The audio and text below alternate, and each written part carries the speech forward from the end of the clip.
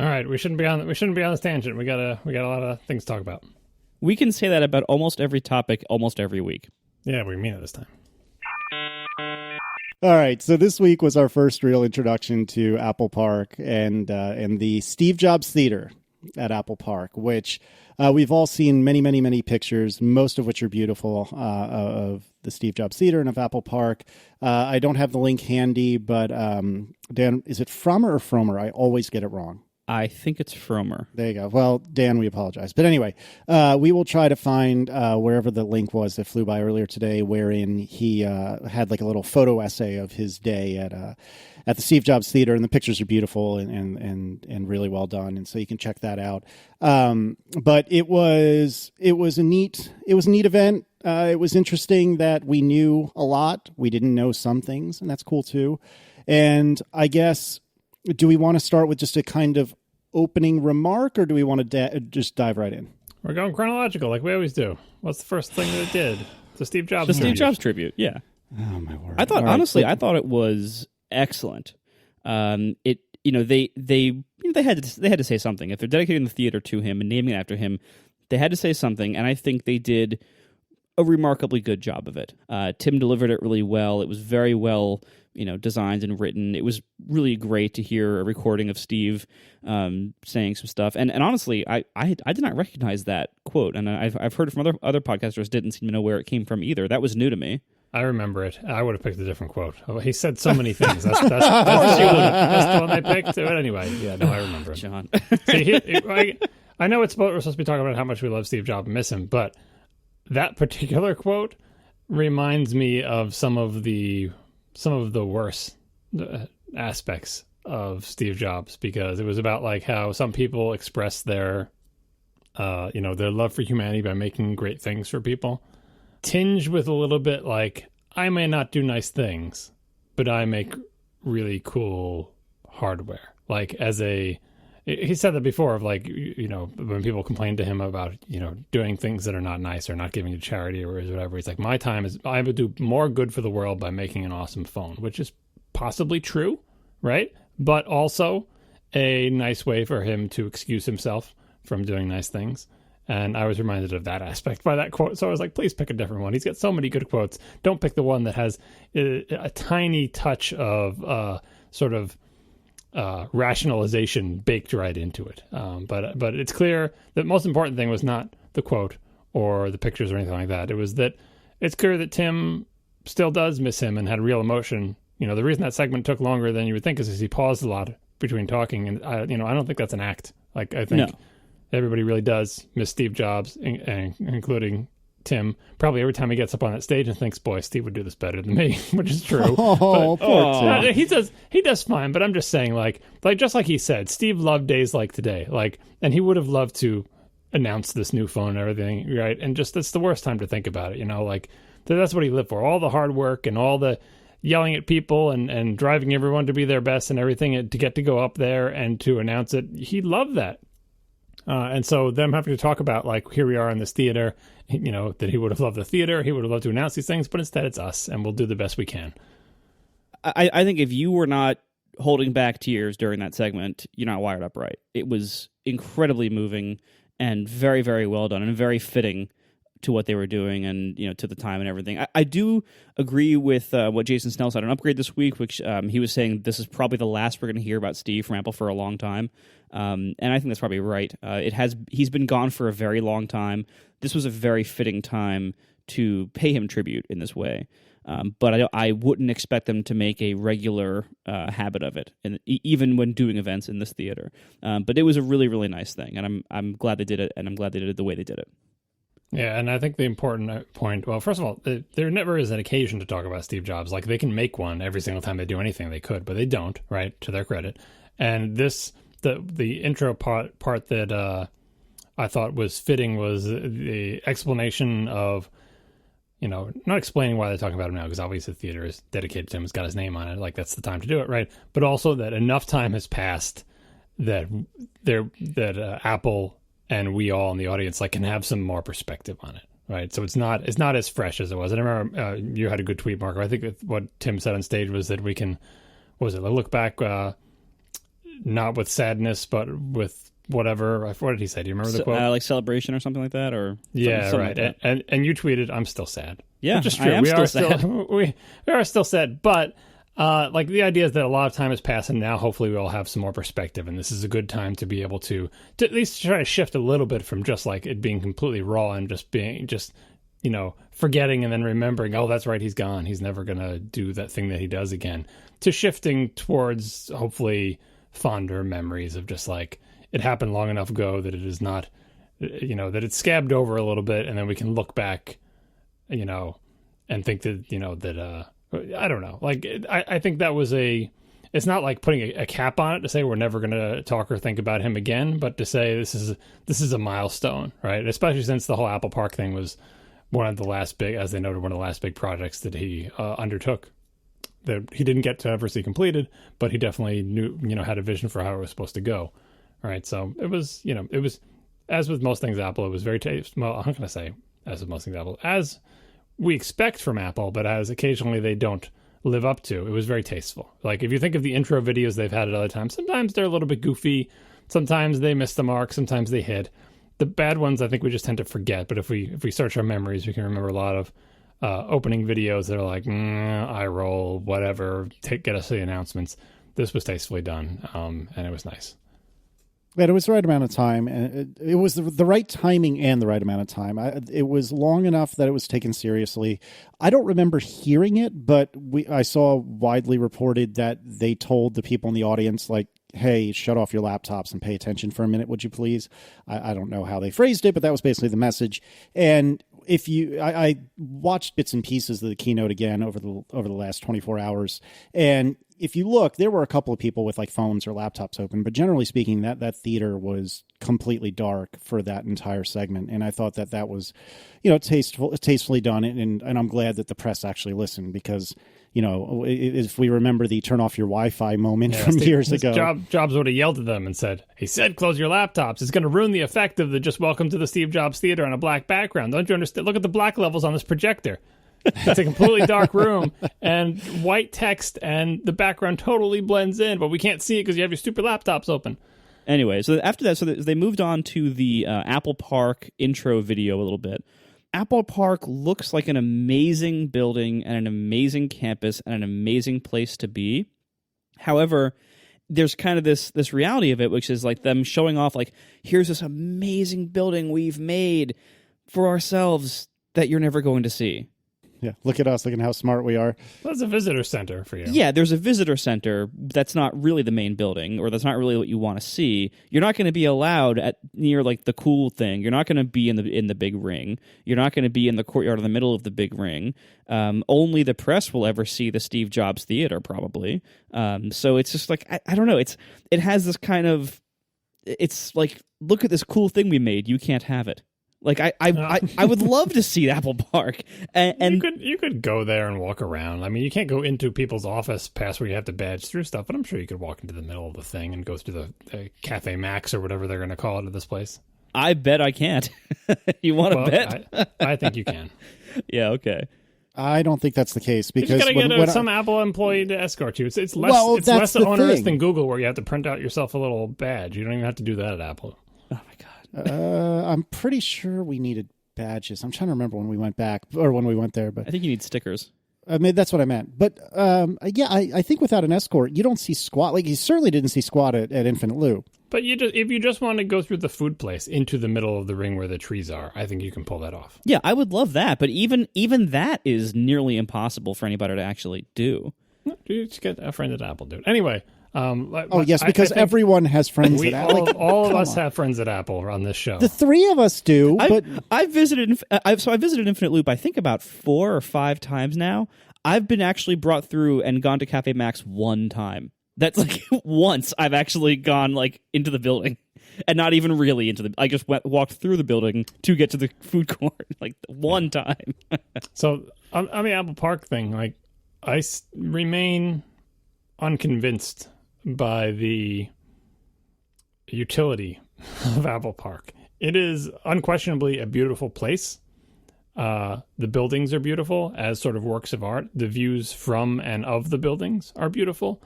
But I don't know if the buildings are good places to do the things they're designed for you to do. Is it a good place to work? Is it a good place to commute to? Is it a good place to, I mean, you can ask the press, was it a good place to have a press event? It seems like mostly pulled that off. Yeah. Although, because it's purpose built for that, I would hope so. But the bar is low there, because if you try to do it in like an actual old theater, that's not designed to have a huge amount of press in it. You fill theaters with an audience and a small amount of press. You don't fill an actual theater like the Billy Graham Theater with, giant amounts of press that every single person in the audience is there because they're reporting on something. So hopefully this fulfills that purpose. But even there, like the top part of this building, as amazing as it is to see a giant glass cylinder with a big hat on it, and you're like, how is that big thing holding up there? Is it going to collapse and kill us? How do they get the wires up to the lights? Oh, it must be these little skinny, it's like a magic trick, right? Little spinning elevator and the cool stairs that are like the ones from the Regent Street store in London and all other things that you recognize from Apple retail. It's so empty of things like, where are the garbage cans and the bathrooms and someplace to get a drink of water and something to sit down on. And it's like, well, those are outside and we bring them in and rent and have rentals, and there are bathrooms there and you can get to them. But it's just, I don't know. I look at it and I think of it more as a beautiful sculpture and less as a functional place for people to do a thing. But the theater, I think, can afford to be weird, kind of like the Sydney Opera House. Like, it is itself a theatrical thing. The rest of Apple Park is still, nobody knows. We'll have to wait until everybody moves in, and then we can all talk to our Apple friends that we were just talking about and say, what's it like? What's it like to work there? Is it better or worse than the weird 80s Infinite Loop Canvas? Is it better or worse than Google or whatever other place that you might have worked?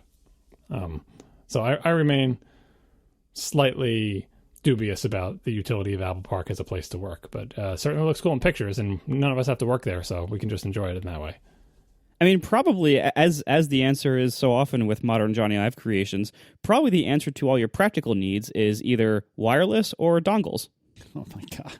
Yeah, get a dongle to put your garbage in. Mm-hmm. Yeah. The AR installation looked pretty neat, though. I mean, it's totally like, I can't think of the word I'm looking for, but it's like, oh, of course you have to have an AR installation. But it did look cool. Like, if you didn't see the video, it looks like they did almost like a monochrome 3D display. Monochrome also isn't the best word for it, but like a very, very blank looking 3D display that's somewhere, I guess, at the visitor center. And then you can take your like iPad or iPhone or whatever and hold it up to this 3D miniature of the park, of Apple Park. And it will show you like the full res, all the trees, all the happy trees everywhere and everything. And here's where all the airflow is, because people care about that. But it does look clever and a neat use of AR. And speaking of airflow and things like that, apparently the whole building is 100% renewable energy, which is pretty cool, because I'd like my soon to be kids, to be able to, I don't know, have a planet to live on after I'm dead. So that's kind of neat, especially since it is huge. But yeah, I don't know. There was a lot of, especially around Apple Park, there was a fair dose of self-congratulation, which I think some of that is to be expected. I think it ran a little bit long for my taste, but it's their event, not mine, so they can do what they want. Yeah, I think the Apple Park and the Steve Jobs thing, fine, right? But then when they went into the retail thing, which is the next segment, I started to think, all right, get on with it. You're allowed a certain amount of introductory material, right? But I mean, maybe it's just because I'm not that interested in retail, or maybe because it didn't seem like it fit in the event, because this is supposed to be an event about products, and the reason you get to talk about Jobs and Apple Park is because that's the venue and it's the introduction of it. But retail, you could talk about any time. And I confess I mostly zoned out, and when I rewatched it, I didn't bother watching that segment again. Did they announce anything new or say anything that made it worth the amount of time that it took in this presentation? Of course they did. If they're not Apple Store. Yes, they're not Apple stores anymore. They're town centers? Town centers, indeed. Which, speaking, like, I don't know. I'd block this out. I'd block out the segment where they tried to redefine vocabulary. The problem with this whole segment is that it was full of, like, retail jargon and like the way that their internal initiatives are probably talking about these things. But there's a fundamental mismatch between how they talk about this to themselves and what we care about as the customers. And I don't think they respected that difference or understood that difference for this segment. And this is not the first time they've made that mistake. This is actually one of the major criticisms I have of generally Tim Cook's presentations about things, is that it seems like they often blur the line or don't find the right balance between internal language and external concerns. Would you say that your customer sat is not exactly where you wish it was? Oh, it's blow away. The whole thing with the store is Angela Ahrens is going through telling how they're going to have all these great events, and they're making all these atriums and forums and theaters, and that's interesting. But what people want out of the Apple Store experience that we have today, in and out of the Genius Bar appointment in a reasonable amount of time, and nowhere to line up. Yes, that's what people want, is literally shorter Genius Bar waits, and make it easier to get appointments, and make it just, in general, Apple stores are overcrowded, and there's a huge burden on the staff that's there. So we need more of them probably, and they need to have more staff. And I don't think people care if they're waiting for an hour in, standing next to a table somewhere, or in something called a forum with a couple of plants in it. It's nice, and I'm glad they're doing things like that for their own sake. But we, the customers, that doesn't really solve a problem we have, and the stores have real problems that seem to not be getting solved. So it's hard to enjoy a segment like this when it's not solving the problems we really have, and also full of this crazy jargon that we don't care about and that's really hard to pay attention to. I think this is the whole Apple retail thing is another great example of success hides problems. It is important that the stores are nice. That is important. It's part of the mystique of Apple. It's part of the reason people are excited to go there and see the products that are on the tables. And all of that is important. Not to say that it should just be like a giant, supermarket with a million checkout lines for efficiency, right? It has to be a nice place. But the success that's hiding the problems is the reason Apple retail is, worth more money per square foot than any other retail place is because they sell expensive, high margin products, and they sell a lot of them because they're really good and people want them, right? That's it. You have a store with products that people want presented nicely in good locations, and your margins on those products are good. And that gives you this store that that people just want to go to and throw huge wads of money at you constantly, over and over again. People are crowding in the stores, and you take all that success and you're like, we should make nicer atriums and have a living wall and carve this thing out of stone and call things you're losing sight of the purpose of this. I mean, maybe they're not. Maybe this is for the external thing, but the purpose of the store is exchanging goods for money, right? People come in with money and they want stuff to come out. And again, it has to be nice, but none of this stuff you're doing is making it more likely that people are going to come in and buy your things, or making it so that you sell more of them per second, right? It seems like it's mostly a wash, and you're just kind of polishing the tables and rearranging the decor and trying not to interrupt the flow of money. But certainly, if your goal was to, either increase the satisfaction, then you'll be less wait times, more staff, so on and so forth. Or if you want to increase profits, then get people in and out faster. And that might also increase satisfaction. Nobody is clamoring for even nicer materials in an Apple store, and yet they're constantly, redoing things. I'm not saying they shouldn't make them nice; they totally should. But that's, I don't know. Maybe we're unique. Maybe we don't spend enough time in Apple stores. I think they're plenty nice. I think they are really nice, and I think they should remodel them and refresh them periodically. But all that money flowing in lets them sort of stick their head in the sand and say, yeah, sometimes it's frustrating, but the money keeps coming in, so let's try to get a new material for the floor. Yeah, this is a somewhat silly example, but I went for a run, and I was putting my phone into my little fanny pack. Hi, Brits. Hello. Yikes. I was putting my phone into my fanny pack, or whatever it's called, and not that. And yeah, well, it's called that here. It's not called that there. But anyway, bum bag. Thank you, Slate 401. That's what I was looking for. I think that's the British version. Anyway, is that real? Bum bag? Yeah, I've heard that several times. Is that not just a parody of fanny pack? I don't think so. I mean, they're all kind of parodies of themselves, but yes, yeah, that's true. All right.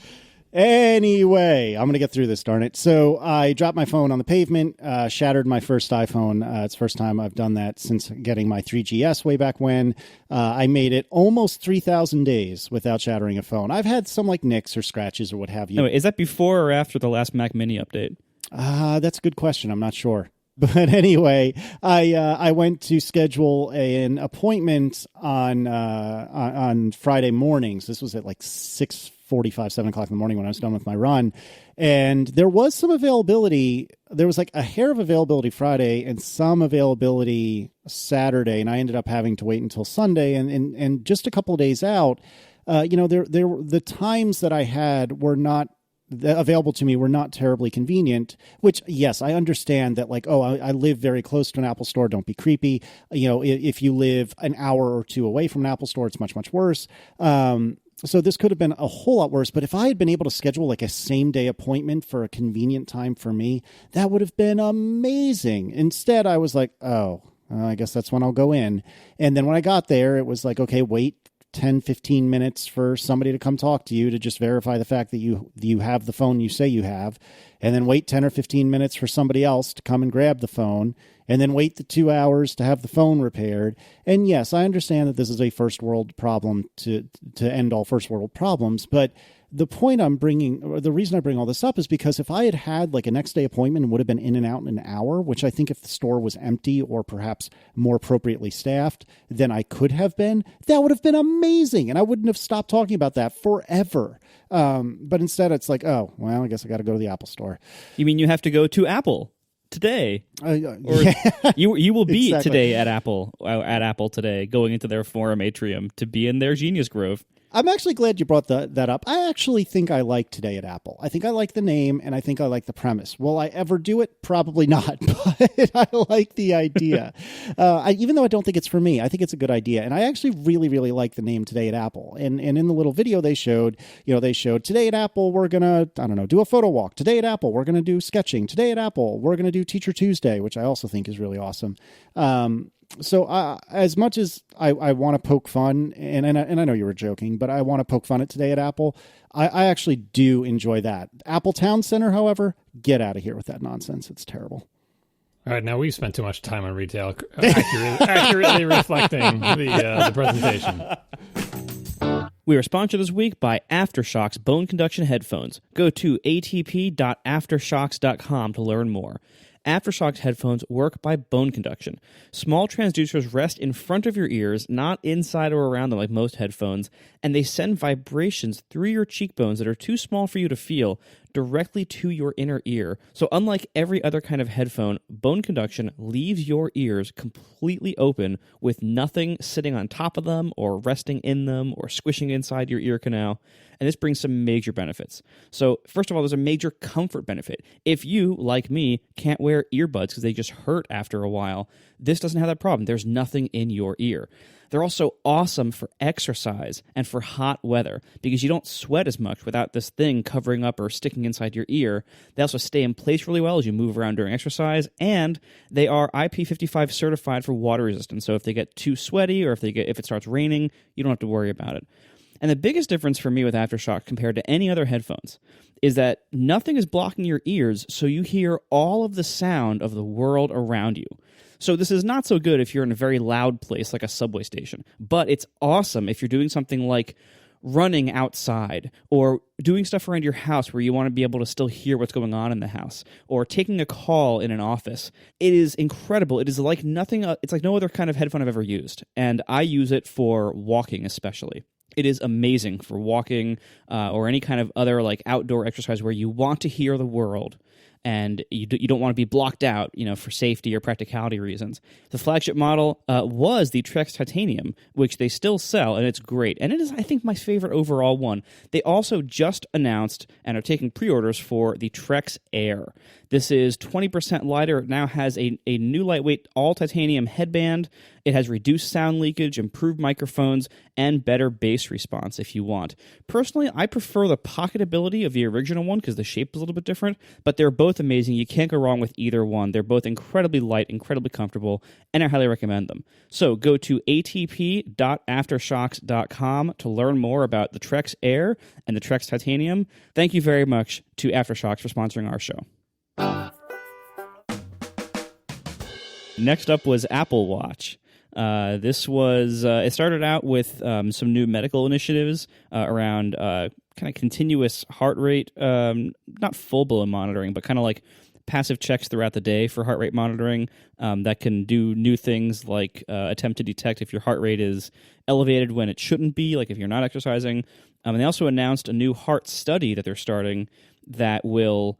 the goal of which is to detect things like arrhythmias and AFib, and this is a really big deal. This is exactly the kind of awesome thing that I think the Jeff Williams led health initiatives really get right.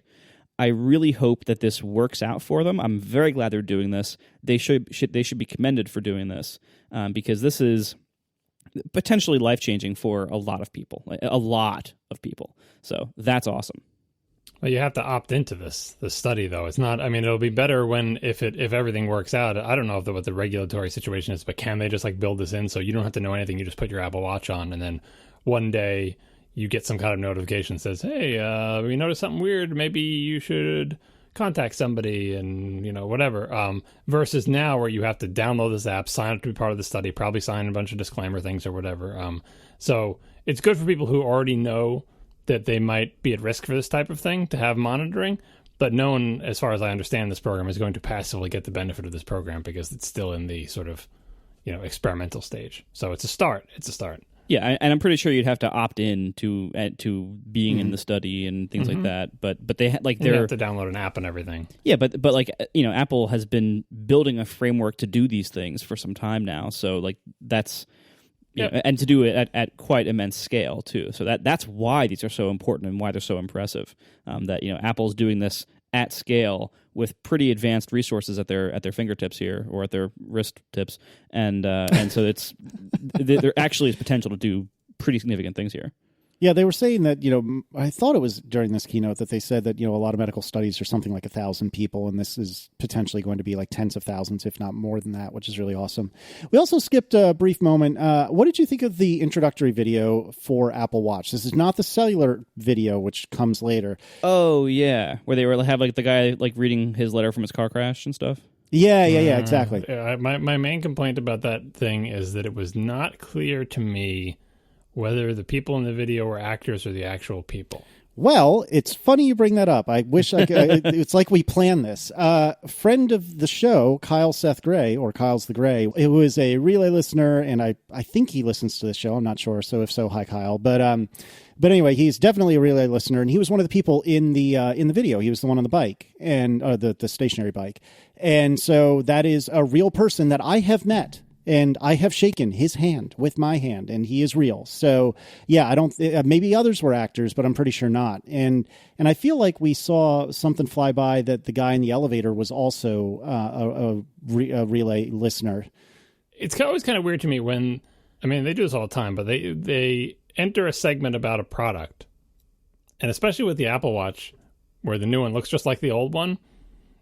It takes a couple seconds to ramp up to say, they're just telling us how great their existing product is, which they tend not to do. There wasn't a big segment about how great the iPhone 7 is before the iPhone 8 part, right? But it's let me just tell you about it. And it was mostly about watchOS 4, and people love their Apple Watch, and sales are great, even though we're not going to tell you how many there are, but trust us, they're great.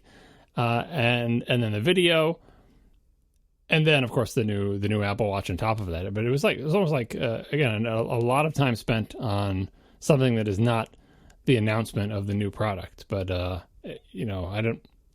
guess they feel like it's important to them to emphasize the fact that the watch is a success, in a way that they don't feel like they have to do for the phone.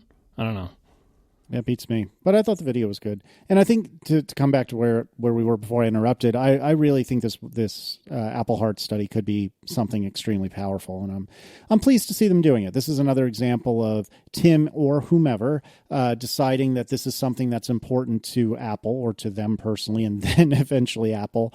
And so they're making it happen and really making some stark positive change. Or hopefully, we don't know yet, but I would assume that'll be the case. And that's really awesome. Yeah. So then after that, unless there's something else we had here. Series 3. Yeah, exactly. So Series 3, which is with LTE. Oh, optionally with LTE. That's a fair point. It's optionally with LTE.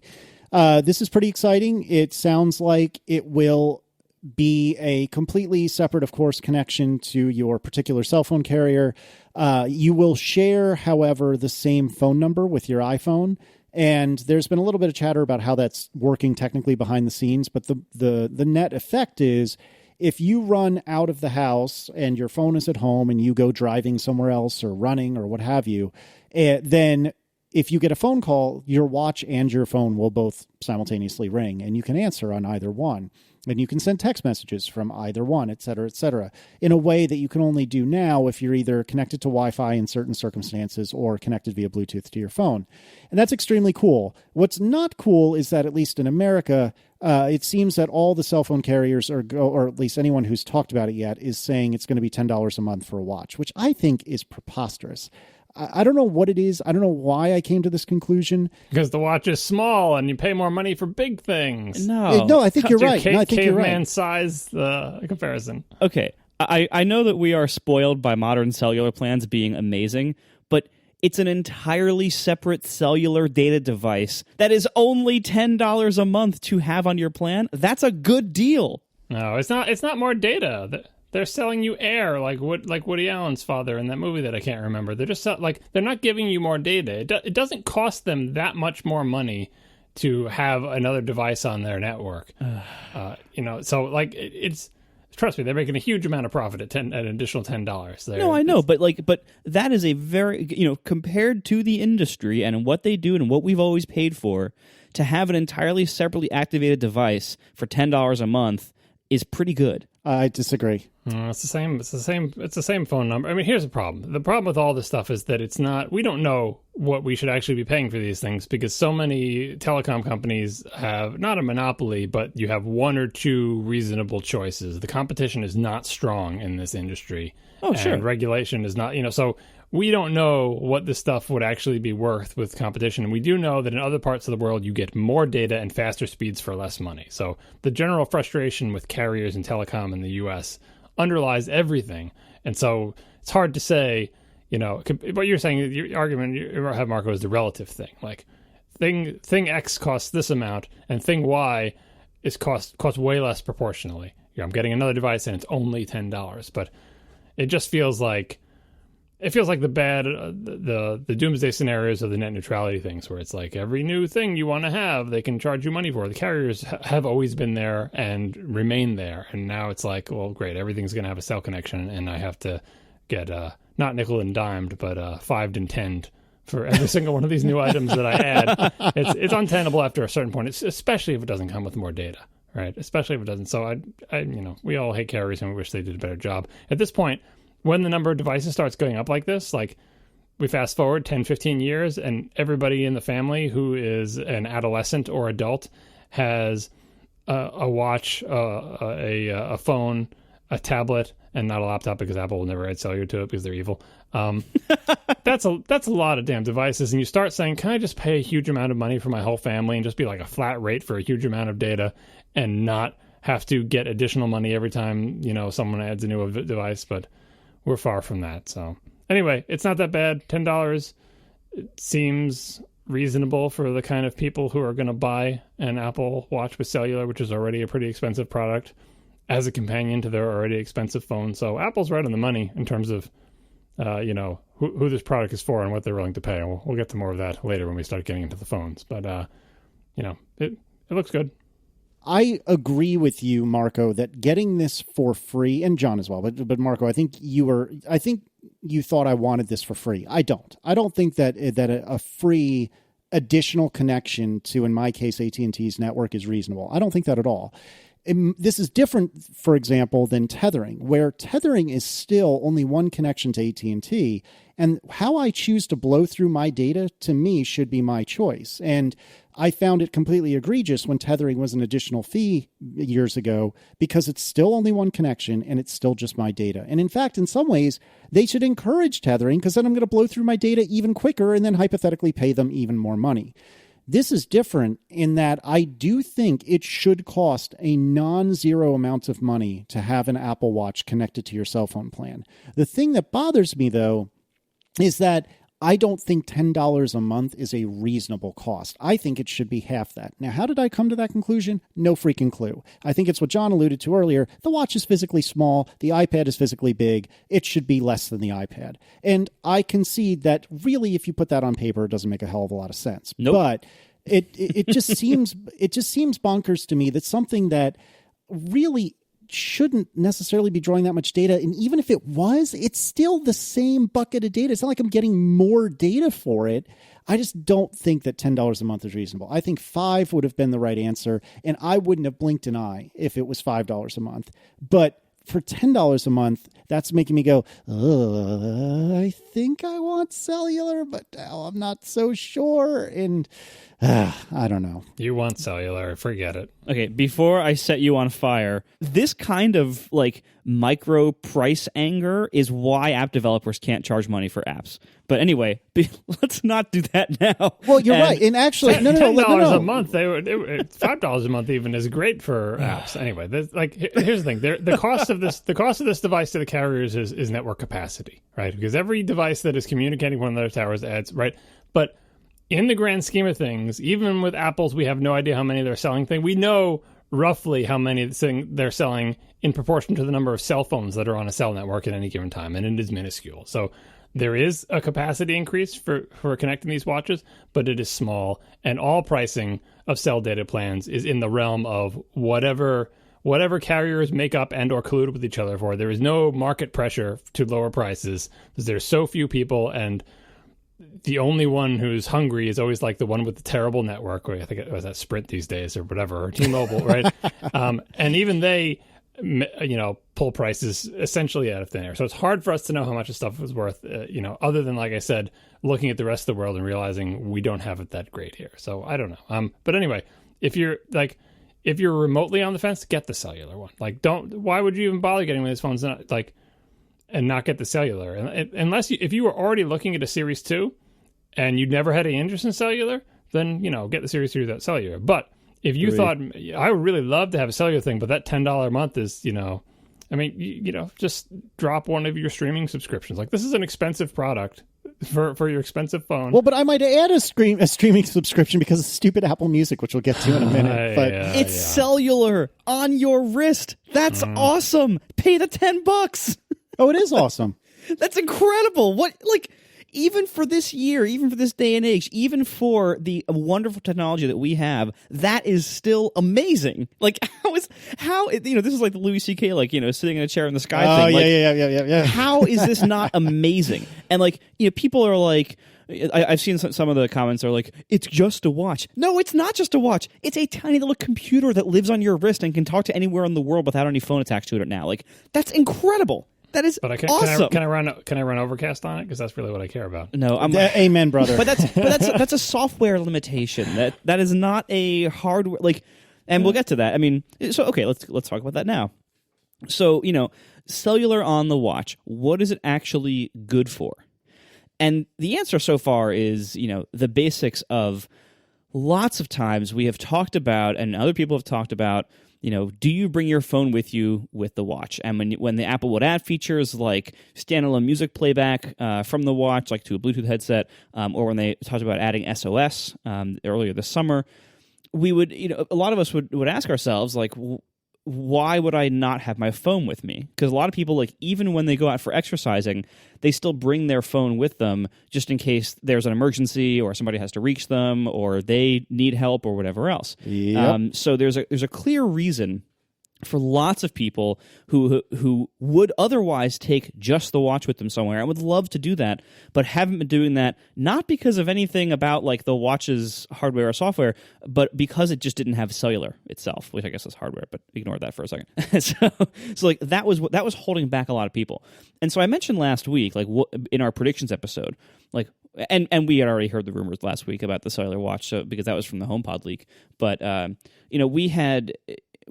discussed, like, the things I want in the watch are for it to be a smarter and nicer looking timepiece. But what most people use the watch for is exercise and notifications, and that seems to be driving the sales. So what Apple's doing here is very smart in that way. It looks like they've done zero to make it a nicer looking, better, smarter timepiece. But this is a massive jump forward for making it an exercise and notifications device, because now there are significant times when people would want to bring just the watch with them. And those are times for which people are buying or want to buy the Apple Watch. So that's exercise, that's like, going on the beach, that is, certain types of travel and activities. Let's be honest, it's mostly exercise, but that's a big thing. Like a lot of runners, want to run without having a phone strapped in some weird spot on their body or anything like that. Yep. It's a huge market. So this is awesome for that. Now, going beyond the phone call in an emergency scenario, I think one of the other things, and they mentioned the Apple Music streaming. That's cool. That should be fine. I'm a little concerned about how that will affect battery life, but it's probably. Well, you're underplaying that. I think that's like the most important thing, because when you're running, I think a lot of people bring their phones with them. They say, "Oh, it's in case I fall down and need to call somebody," but really they want to play their music from it. And yeah, you can play music from your watch now, but it's a pain in the butt. I think streaming music plus AirPods is like the killer app that's going to sell cellular for people. You're going to tell them, "Oh, I can make phone calls. That will make me feel better." But I think it is all about 40 million songs on your wrist and AirPods. Like, that is the ultimate, I want to run and listen to stuff. And that's why I think it should work with Spotify and all the other services. I have no idea if it does. I hope it's not constrained to Apple Music. And I agree with your concerns about the battery life and the streaming. But that is the killer. And they show that in the ad. Of like, look at me. I got AirPods and I got wrist. It's the lightest way to listen to all the music in the world while you do some activity, while it also tracks your workout and your pulse and everything. That I think is the total package on this. Yeah, that's exactly right. And that's why a minute ago I alluded to, I might need to get an Apple Music subscription. I am a diehard Spotify kind of guy. I love Spotify for reasons that are not interesting for right now, but the thought of being able to go for a run, like everything Marco just said, to be able to go for a run with just my AirPods and my watch and not have to worry about dropping my phone, but more importantly, just carrying my darn phone, that sounds amazing. And if I, twist my ankle or something like that I can call for help and get help from Aaron or whomever, that's amazing. And that is what I want. But Casey, all this amazingness, including having all the music in the world accessible via voice control on your little wrist computer that you can wear anywhere and have cellular coverage, is not worth $20 a month, is it? It's not worth $20 a month. He's not complaining about the price of the phone note. He's complaining about the price of the carrier plan. I know. That he feels like he's already paying for. Especially if he doesn't bring his phone, he's not having extra network capacity. All right. No, but anyway, but the problem though, leaving all my whining kvetching aside about the price of the cellular part, it could be that I'm actually in $10, to your point, Marco, $10 for the cellular, $10 for Apple Music, and that's monthly, which adds up real fast. But all of this really comes down to, however, the thing that I most enjoy listening to when I go for a run is actually podcasts, and the particular podcast client catcher, whatever of choice that I enjoy happens to be Overcast. And all I want in the world now is to be able to leave my phone in my house, take my watch and my AirPods and listen to Overcast from anywhere. That would be nice. Tell me, Marco, that you're going to make this happen. I'm trying, but I don't think I'm getting anywhere anytime soon. I know. I'll leave it at that, because I'm literally not getting anywhere yet. But I am trying. I told you, I said when I removed that feature, I'm going to try to bring it back. I am trying to bring it back, but so far I haven't. But I'm not going to stop trying. In fact, this has now lit a new fire under my butt, because I really, really want this to be a thing that people can do, that I can do also. You know why that is, by the way? Because I know why that is. And it has nothing to do with me or any of your customers. It has to do with your newfound obsession. And you don't want to bring your phone with you while you're riding your bike either, do you? Nope, sure don't. Shouldn't be listening to podcasts while you ride your bike. No, I actually don't. I more have been wanting this on dog walks, honestly. Biking, I'm still, and even though I don't, fair enough. even though I'm not biking on the street, I'm biking on a trail. But even on the trail, I don't want to listen to things. I'm listening to the world around me because I'm scared out of my mind. But anyway, so also there are other reasons to want a cellular watch. So I thought of a couple. So obviously there's a lot of app potential here. The watch so far has been a pretty mediocre app platform, but this changes things quite a bit for a lot of different types of apps. So this could be a big thing. Right now, a lot of the watch has been held back by the fact that like the apps on the watch are pretty slow compared to doing the same thing on your phone. But if now more people have more reason to not have their phone with them at all, and all of a sudden the watch is all they have with them, that opens up new potential for apps, a new demand for apps. I also thought about things like, so they mentioned in the keynote that if you leave your phone at home and if you bring just your watch with you, your new Series 3 with LTE, that updates your location for Find Friends tracking. Oh, yeah, that's right. That was really cool. Which is not only awesome for like exercisers and things, but also I thought like, what if you wanted to track locations of your children and you didn't want to give them a phone, but you maybe could give them an Apple Watch with LTE? Like, I know this is an awfully over-engineered solution to this problem, but I think that's a potential use I thought of here.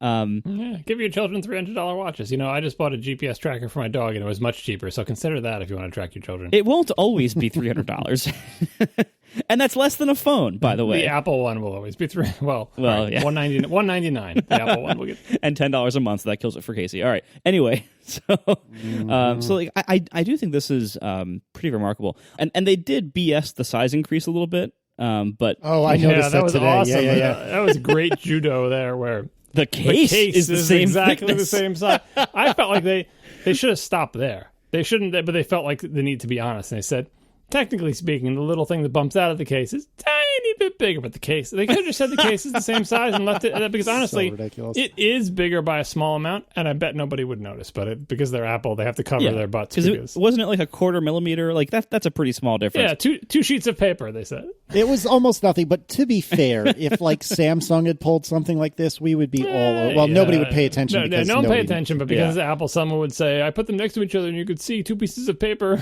extra thickness. Like, no, but it is, I mean, it is kind of BS though. Like, just call it like you see it and say, we made it infinitesimally smaller or bigger. The most amazing thing, I think, I always have to remind myself of this when I look at the Apple Watch, is that every time they talk about this, like, we essentially they've kept the watch the same size for many generations, gotten a little bit thicker over time because the Series 2 was thicker than the original Series 0, and this is thicker still, so fine. But in general, it's the little Airstream trailer with the bulge on the bottom. Then I remember it comes in two sizes, and I think, how the hell does the smaller one work? They have to fit all the same stuff in there. The only thing that is smaller is the screen, so you can get a slightly smaller battery because you have a slightly smaller screen, but everything else doesn't shrink in power usage. It's not like, the small one has a cell radio that uses less power. If they had a cell radio that used less power, they would use it in both of them. So the small one is the miracle, and maybe that also means the small one doesn't get as good battery life, which is a bummer, but that's always been the case. The small one has always gotten noticeably worse battery life. I know, but I mean, like does it scale linearly? Because now they add LTE. Right. It's still the same all-day battery life, blah, blah, blah. Is the small one even worse now? Because the battery must be so tiny in there, and I don't know what the minimum battery size is to run any kind of cell radio to transmit to a radio tower that is potentially far away from you. Anyway, I'm reminded of that looking at the models. And they make one that's like way smaller. Yeah, it's pretty amazing. What size does Tina have? I think she has a small one. So yeah, it's a thing. She's gonna get one of these with LTE. Yeah. Are you gonna grumble about paying $10 a month? No, I'm not. I'm not gonna grumble. I'm encouraging her to get it. She uses it. She uses it for the intended purpose as shown in all of Apple's ads. So as long as they don't make a Pokemon Go app for it, then everything will be fine. I wonder. I've heard through various reporting that the thing the Series 3 just feels a heck of a lot quicker, like opening apps and things like that. I kind of wonder, and something Marco said earlier made me think of this. If it doesn't have to so let's say, for example, I'm using Lyft for the first time in forever, and I try to do it on my watch for whatever silly reason. It has to, if I understand things correctly anyway, it has to wake up the Lyft app on my phone, or at the very least wake up the phone and say, hey, I'd like to use your internet connection. But something has to get woken up on the phone, and it needs to communicate with the phone, blah, blah, blah. I wonder if not only obviously the processor is so much faster on the Series 3, but I wonder if just having its own connection to the rest of the world on these LTE models will also dramatically increase and improve performance and just make it feel a lot snappier, even leaving aside the tremendous gains in the processor. Yeah, I mean, because with the watch, like one of the reasons why the original watch was so unbearably slow is that the whole UI of apps was being driven effectively by the phone, like remotely over the Bluetooth connection. So like every tap was basically going back and forth with the Bluetooth to the phone. And so everything they've done to make the watch more independent in both hardware and software has had a noticeable increase of performance and responsiveness, because anything you're doing to reduce those round trips is good. Now the current watch, the Series 1 and 2, they were pretty fast, relative to the first one, the Series 0. And I'll have a rant here in a second about these names. But, they could go over Wi-Fi if they wanted to, but they would frequently default to Bluetooth to the parent phone, instead of making their own Wi-Fi connection for, I think, just power efficiency reasons. That Wi-Fi used a lot of power, so it was kind of like a last resort. The phone or the watch would attempt to use Bluetooth for as much as it could. And they made a few comments about the W2, indicating that it is not only much faster, but much more power efficient for Wi-Fi and Bluetooth than the W1. So I'm hoping that the watch will be more aggressive at using its Wi-Fi, and then when you're out using its cellular, instead of just like trying Bluetooth first for everything to save power, because that will make lots of things better. If, for instance, I wanted to bring Overcast back to the watch, one of the big problems there was file transfer speeds, and that's because most of the time it was going over Bluetooth. Even when the devices would be plugged in, they would still often use Bluetooth to transfer the files. That makes no sense to me, but they would. And there was no way for me as a developer to say, look, this is a big file. Please, for the love of God, transfer it over Wi-Fi. The user is literally waiting for it right now, and it's not being transferred over Wi-Fi. Like, there's no way for me to do that in the API. So I'm hoping this will help push them in that direction of having these new chips. Now, before I forget about the naming here, the first watch was called Apple Watch. The second watch was called Series 1 and 2. It's zero index. It's great for programmers. Yeah, right. And so 3 is the fourth watch. As they're introducing 3 now, because Series 1 and 2 had the same guts, but Series 2 was waterproofed, basically. And but it was like the same chip inside, like most of the same internals. So it was really like Series 1 and Series 1 waterproof. Like that's what they probably should have called that. Actually, they should have called them both Series 2 and just retcon the first one Series 1. But instead, we have Series 0 unofficially called. We have the first one. Then we have Series 1 and 2 and 3 now. But Series 2 was discontinued because the new premium model is Series 3. So now we have Series 1 and Series 3. Now, the casual buyer will look at that and think Series 1 is 2 years old, when in fact it's only 1 year old. And it's not 2 generations back, it's 1 generation back. And if you have an original Apple Watch and you're thinking about upgrading, you're going to think the Series 1 is the one you have. So it's a very, very confusing name now. Not the first confusing name in this event, but a very Apple's not the confusing best at name. naming. The best thing is that the Series 3 also comes without LTE. So it's like, oh, Series 3 is the one with cellular. Like, well, Yeah, right. sort of. Right, exactly. Like these are just terrible names. Like, Yeah, well, the good thing is they all look the same. Like, from people, when they're all lined up on the table, they all look the same. So I think the stigma of getting the lesser thing, it's like, well, they all look the same to me. Like, they have I think on Apple's website or something, it has a big comparison thing. Like, what do you want out of your watch? Do you care about cellular or do you not? Do you care about waterproofing or not? Do you care about GPS or do you not? Do you care about a red dot on the ground or do you not? by the way, can we talk about the red dot for a second? Now, I love watches. Mm-hmm. I love red. I even love red watches, or red on watches, rather. I have a watch with red accents. It's wonderful. I do not think this red dot looks good on any color watch except maybe the white edition. On every single, and I haven't seen them in person yet, but in all the press photos and all the shop photos, I do not think this looks good. And again, I love red. Everything I own is red. I love watches. I love red on watches. This does not work for me. I think it works as long as all the rest of the colors are neutral. Like if it's based, that's why you like the white one. Like you just have, everything is neutral, and the only accent of color is the red. I mean, it doesn't clash. I think it looks fine. It looks okay.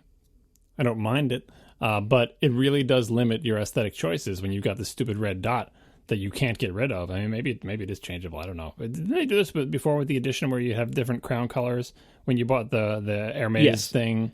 Well, stuff like that. Hermes was always, I think that was always black, but with the original gold edition line, that would have there was like, if you bought the fancy little red one, that would have the red dot. Also, Tim Cook was spotted wearing a watch with wearing a regular steel watch with a red dot on his crown at one of the early events for the Apple Watch. So it was kind of like, ooh, he gets the special one with the red dot. And even at the time, I was like, ooh, I want that. But now that that's offered, I'm like, I think I don't know. Like, I don't think it looks good. Maybe it'll look better in person, but in the pictures on the Apple website, it does not look good. But it limits your choices, because if you say you have a color scheme that clashes with red, you have a particular band that you want, or like a body color, like I want the gold aluminum with this color band, but the red clashes with it, so it's not great. Also, during the presentation, I was like, did they get rid of the stainless? Because that's the one that I like the best. That's the one that I have. Yeah, me too. I like that look the best. I don't like the aluminum at all, but it's still there. They have limited choices. I think I saw you can only get it with the Milanese or with the white sport, but it's like whatever. The band, they didn't change the size they didn't change the band compatibility. So if I was to get one of these, which I'm not, I would just get the stainless at tremendous expense and then not use the white things and use one of my other straps with it. I do not dig the red dot at all. I think it's really terrible. And I don't know, there's a store online, watchdots.com, and they are not a sponsor. I have no idea if their product is any good or not. However, I will seriously consider. I'm not kidding. I will consider putting a sticker over it. Something like completely, it's muted. Status symbols, like so you can tell you have the fancy one. Yeah, I don't know, whatever. But yeah, so now, see, Marco, now I'm in $10 a month for the stupid cellular, and then $10 a month potentially for Apple Music because it won't work with Spotify the way I want, and then $10 once for the stupid watch dot. I can't even get this out with a straight face. Yeah, you're not selling this. so before we leave the topic of the watch, which we should, I was trying to remember, like way back when we first talked about the watch. I don't remember if it was like after it was announced. It must have been after it was announced, because before we had just had all sorts of wild ideas. But after the watch was announced, talking about it on one of the shows, and I remember being pretty vehement about the fact that even though what you see here is a watch that does the things that Apple says it does, this thing is going to have cellular. It's only a matter of time. And I thought I said by the fourth watch maybe it will have cellular, but maybe I'm misremembering. But either way, like when the watch was introduced, it was so clear that this thing is going to have cellular and live on its own. And the only reason it doesn't is because they literally could not do that. And I think they did it on a pretty good schedule. Like it hasn't been that long since the watch was introduced, and they already got cellular into it. And they did that by doing something that we had previously described as very un-Apple-like, which is don't actually make it thinner year after year. Don't actually change the case. Keep everything a gigantic, Airstream trailer on your wrist, and reap the benefits of that by saying, if we keep it the same size, we can get to where we know we're going, which is cell access on our wrist, right? We can get there faster. If they could have shrunk it and kept similar functionality, but instead of shrinking it, what they did is let's add battery life, let's add GPS, let's add LTE. Now, finally, in a couple years, in the next major revision, now they can shrink, because there's probably not that much more stuff they're going to stick in there, like, in terms of tech-wise, maybe some cameras, right? And maybe better microphones and speakers. But now advancements in technologies don't have to be spent entirely on adding important features, because they finally got the feature set that the watch always wanted to have. It is, it's kind of like when the iPod left the nest and no longer needed to be connected to your Mac to like initialize it or whatever. I think the phone, same thing. Didn't you have to hook up the phone to your Mac in the beginning too? Like, all these devices want to be free of the tethers of their larger devices, and the watch is finally free. It is no longer, I guess it's still tied to your phone's cell plan, but it is as free as it can be in the world. You can leave your phone at home, go out with your watch, and it does all the magic things that we always wanted it to do. So really quick before we move off, Marco, are you going to buy one? And if so, is it going to be pretty much exclusively for testing, or do you expect to use it from time to time? Both. I use the watch now fairly regularly, but I'm not wearing it all day every day. I prefer to take it when I'm, as I said earlier, when I'm going on dog walks or when I'm biking. I like to at least track my distance, and at least use it as a remote control for the Overcast app on my phone, even though I can't do local playback very well yet. Yeah, so I am going to buy this because I think I want to see what I can do as a developer with 3G on the watch, or LTE, excuse me, with LTE on the watch. Okay, so which one do you think you'll get? I'm probably going to get steel, and since I've been getting the polished steel for the last 2 watches, I think maybe this time I'll go black DLC steel. Oh, you fancy. That's one we all wanted way back when the first one came out, isn't it? Mm-hmm. And then, because I already have the black bracelet, I bought the bracelet separately, I liked the way the black bracelet looked with the contrast of the steel before. But now that I've become more of a watch nerd, the metal mismatch bothers me, and I've been wearing it more on the rainbow sport band anyway, so it's less of a problem. But I want to try the black this time because I do like the Link bracelet that Apple makes is one of the best Link bracelets in the world ever. Like it doesn't have micro adjustment, which is unfortunate. But besides that one shortcoming, it's amazing. Like it's a really, really good bracelet. So I wouldn't mind getting more usage out of it. Fair enough. John, what's your plan? I'm not getting one because I never wear my watch, which is a shame. I would really like to have one. It seems cool, but no. Well, then you could. Because I wouldn't wear it. Because I would love to be able to have a thing that's on my wrist that, I wear my Apple Watch like 3 times a year. Like when I'm traveling, when I'm walking around city streets at WWDC, when I'm on vacation in London. And for those times, it's fun to do it. But that the rest of the year, I don't wear it. It just sits on top of my dresser. And if I got this new one, I would wear it the same amount of time. And it would be cool to have cell access on my wrist. But maybe I could be convinced if Overcast works on it, but I don't know what the context is. Like I would still bring my phone with me to work, even Anyway, it's expensive. I'm not going to get it because the only one I want is the $600 steel one, and it's like, eesh. And I would say too, like for anybody who like you might be waiting for Overcast before they get one, or might be buying one hoping for Overcast to work well on it. Don't hold your breath. Yeah, I would say because I have not made any progress on that front yet, I can't tell you when I'll be able to re-add that feature, or even if I'll ever be able to re-add that feature. So don't make this decision for Overcast. Make this decision for other reasons now. And if down the road Overcast does end up getting the support again, by all means, reconsider it then. But that might be the next watch. I don't even know. I don't know when that's going to happen. I would absolutely love to get the gray ceramic case with the gray black sports band, but at $1,300, there's no freaking way that's happening. So instead, I will be getting I'm pretty sure I'm going to leave behind the space gray, even though I love it, but I want to have the ability to use basically any other color band.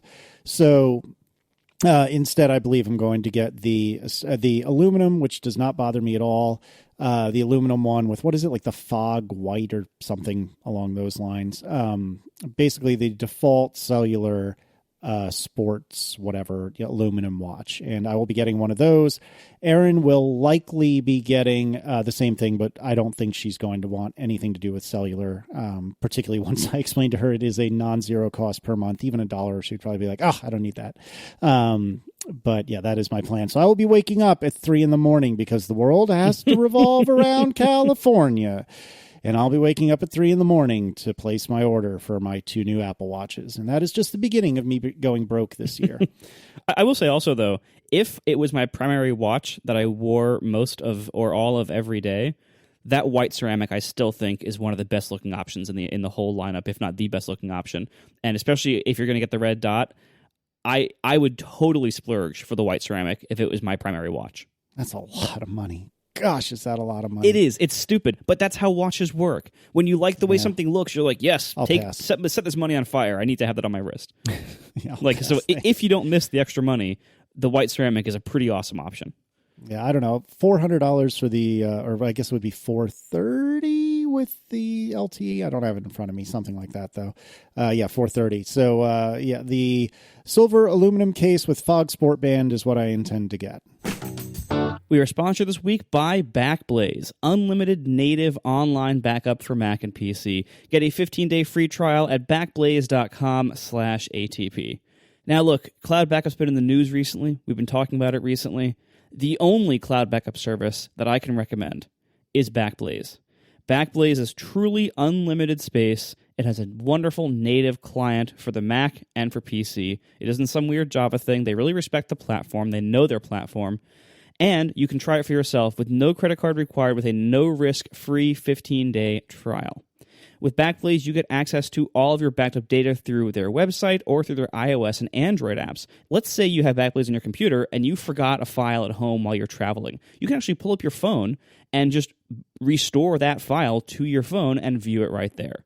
They also offer, obviously, the website for restoring. They also have a wonderful return by mail feature where you can have them overnight you a hard drive with your data on it. And if you just return the hard drive within a month, they don't charge you for it, which is pretty cool. Backblaze is trusted by tons of people. They have over 10 billion files that they've restored. They're storing over 200 petabytes of data. I think they buy a lot of hard drives. And it is really... If you're going to have cloud backup, which I highly suggest you do, because local backups like Time Machine or disk clones, those are good too. You should have those too. But internet backup allows you to have off-site backups. So if something happens to your home where all of your local disk clones are, that could wipe them out too. But with Backblaze, you'd be covered from things like fire, floods, thefts, power surges, things that might damage any backup you have at your computer. I highly recommend that you have a cloud backup, and Backblaze is my favorite one, the best one. Check it out today, backblaze.com/ATP to get a free 15-day trial and see for yourself why I love it so much. Once again, backblaze.com/ATP. Thank you so much to Backblaze for sponsoring our show once again. Now, we should move on to Apple TV. There's new Apple TV 4K with HDR. There's still two storage tiers. The remote, which I won't mention out loud so I don't get flamed, really isn't that bad, is not changed with the exception of a raised loop around the menu button. Other than that, it's all basically the same old stuff. No USB-C ports. I don't think any of us really care that much, so let's move on. I cannot believe, I care. Of all, okay, so similar to when I said earlier, how the one thing people want in an Apple retail store is faster Genius appointments and stuff. The one thing we wanted with the new Apple TV. That's not true. Is not all a better of us. remote. Not all of us. A redesigned remote, because this remote is terrible. And I would also say, I think high on the list of what people would want with the Apple TV, it would be lower entry price. And we got neither of those. We got, the most insulting part is that they did change the remote. So they made a change at all, but it appears that it's only different in that they added a white circle around the menu button. Maybe there's other internal changes. I don't think anybody knows yet. I hope there's more to it than that, but it is still a small, skinny rectangle that is symmetrical in most ways, that you will still fall off your couch cushion because it has a smooth back. It'll still slip between your couch cushion and get lost because it's tiny and thin. It is still too small for good ergonomics. It still relies on an imprecise, annoyingly accidentally inputted touchpad. It is still hard to tell which way is up in the dark. And I mean, it's just I don't understand how the people in charge at Apple could go through the trouble of changing the Apple TV at all, look at that remote, and decide, this is fine. We don't have to change this. Are they listening to anybody? To any customers? Does what we think matter at all? Have they lost their sense of taste for shipping that in the first place? And then 2 years later, or however long it's been, shipping it almost identically again? I was reminded of when you mentioned as talking about the remote, you started talking about the new remote we were going to get as if it was, a done deal, and it was just a question of what the new remote would be like. And I was feeling particularly snarky, and I laughed, and I said, wait a second, you think there's going to be a new remote? I am so upset to have been right. Because honestly, I thought there was going to be one too. But I was in a snarky mood of being like, oh, you think they're going to change the remote? We were all so confident. It's how could they not change it? Like you said, how could they not? It doesn't need that much. We need 4K, right? Update the hardware. They did gig Ethernet. That was another big one in terms of hardware. You got to do that. It's about time. It's 2017. I mean, come on. Right. And We're celebrating that they finally upgraded the 10100 port. Yeah. Yeah. And then the new remote. Was that the only device in history that had a USB-C port and a 10100 Ethernet port? Yeah, probably. Yeah, but like, yeah, it just, they didn't have time to redo the remote, so all they could do was, this is basically the equivalent of the little bump in the iMac Puck mouse, where it's like, well, if we're going to design a new mouse eventually. In 2001, everyone will get an apology mouse at the Macworld Expo. But in the meantime, is there something we can do for the existing mouse to make it so that people can tell which end is up? How about we put a little divot? A little divot in the button. And so this is like, I don't even know, having not seen one of these in person, is the white ring even something that you can feel? Never mind that feeling around the remote. Feeling around on the remote is death, because if you accidentally swipe the touchpad, then you have to remember the correct incantation to not cause the playhead to start playing in that position. Or you can just like not touch it and put it down and say, don't touch it. It'll go away eventually and it won't accept my input. I hate that remote so much, and they need to fix it, and it's terrible. Honestly, I want to see Apple with new industrial design leadership. Oh, God, here we go. I want to see someone else designing these things. The current team is out of ideas and is prioritizing things that I don't think are fully in line with what customers actually want. Put someone else on these kinds of decisions, because this needs editing, this needs new leadership. Nobody should look at that remote and say, that's so good, we should ship another one. I don't agree at all. So I've blown all credibility by somewhat seriously whining about a $10 a month fee, but I don't. The things that the three of us care about are not the things that most people care about, and I personally don't really have a problem with the remote. Do I think it's stellar? No, I don't. Do I think it's amazing? No, I don't. Have I somehow stumbled into asking and answering my own questions? Yes, I have. So I got to get off this treadmill. But I mean, I'm not trying to say you're wrong by any means. I'm not saying that this is a shining example of good design, but it's functional and it works just fine for me. And sometimes I think it's upside. It's a low bar. It's a low bar. Like, it should be better than it is. That's what it we're should saying. Be. Yes, like, yes, it looks should. really good, right? But that's the only real thing it's got going for it. It's a bad remote, right? And we all have bad remotes in our life, and more importantly than it being a bad remote, I think like the most important thing about this remote is that it's difficult for people to use. Like, forget about tech nerds, people listening to tech podcasts, people who are like, Apple enthusiasts who've been following the company forever, who care about the industrial design and everything. You give this remote to anybody, any plain old person off the street, anybody, and it is difficult for them to use successfully. They have accidental inputs. It's hard for them to swipe upward and right and left with their thumbs. It's hard to tell what's activated on the screen. It's not an easy remote to use. In many ways, the 5-way was easier, even though it had a stupid circle that made it harder to tell when you were hitting up and down and left and right.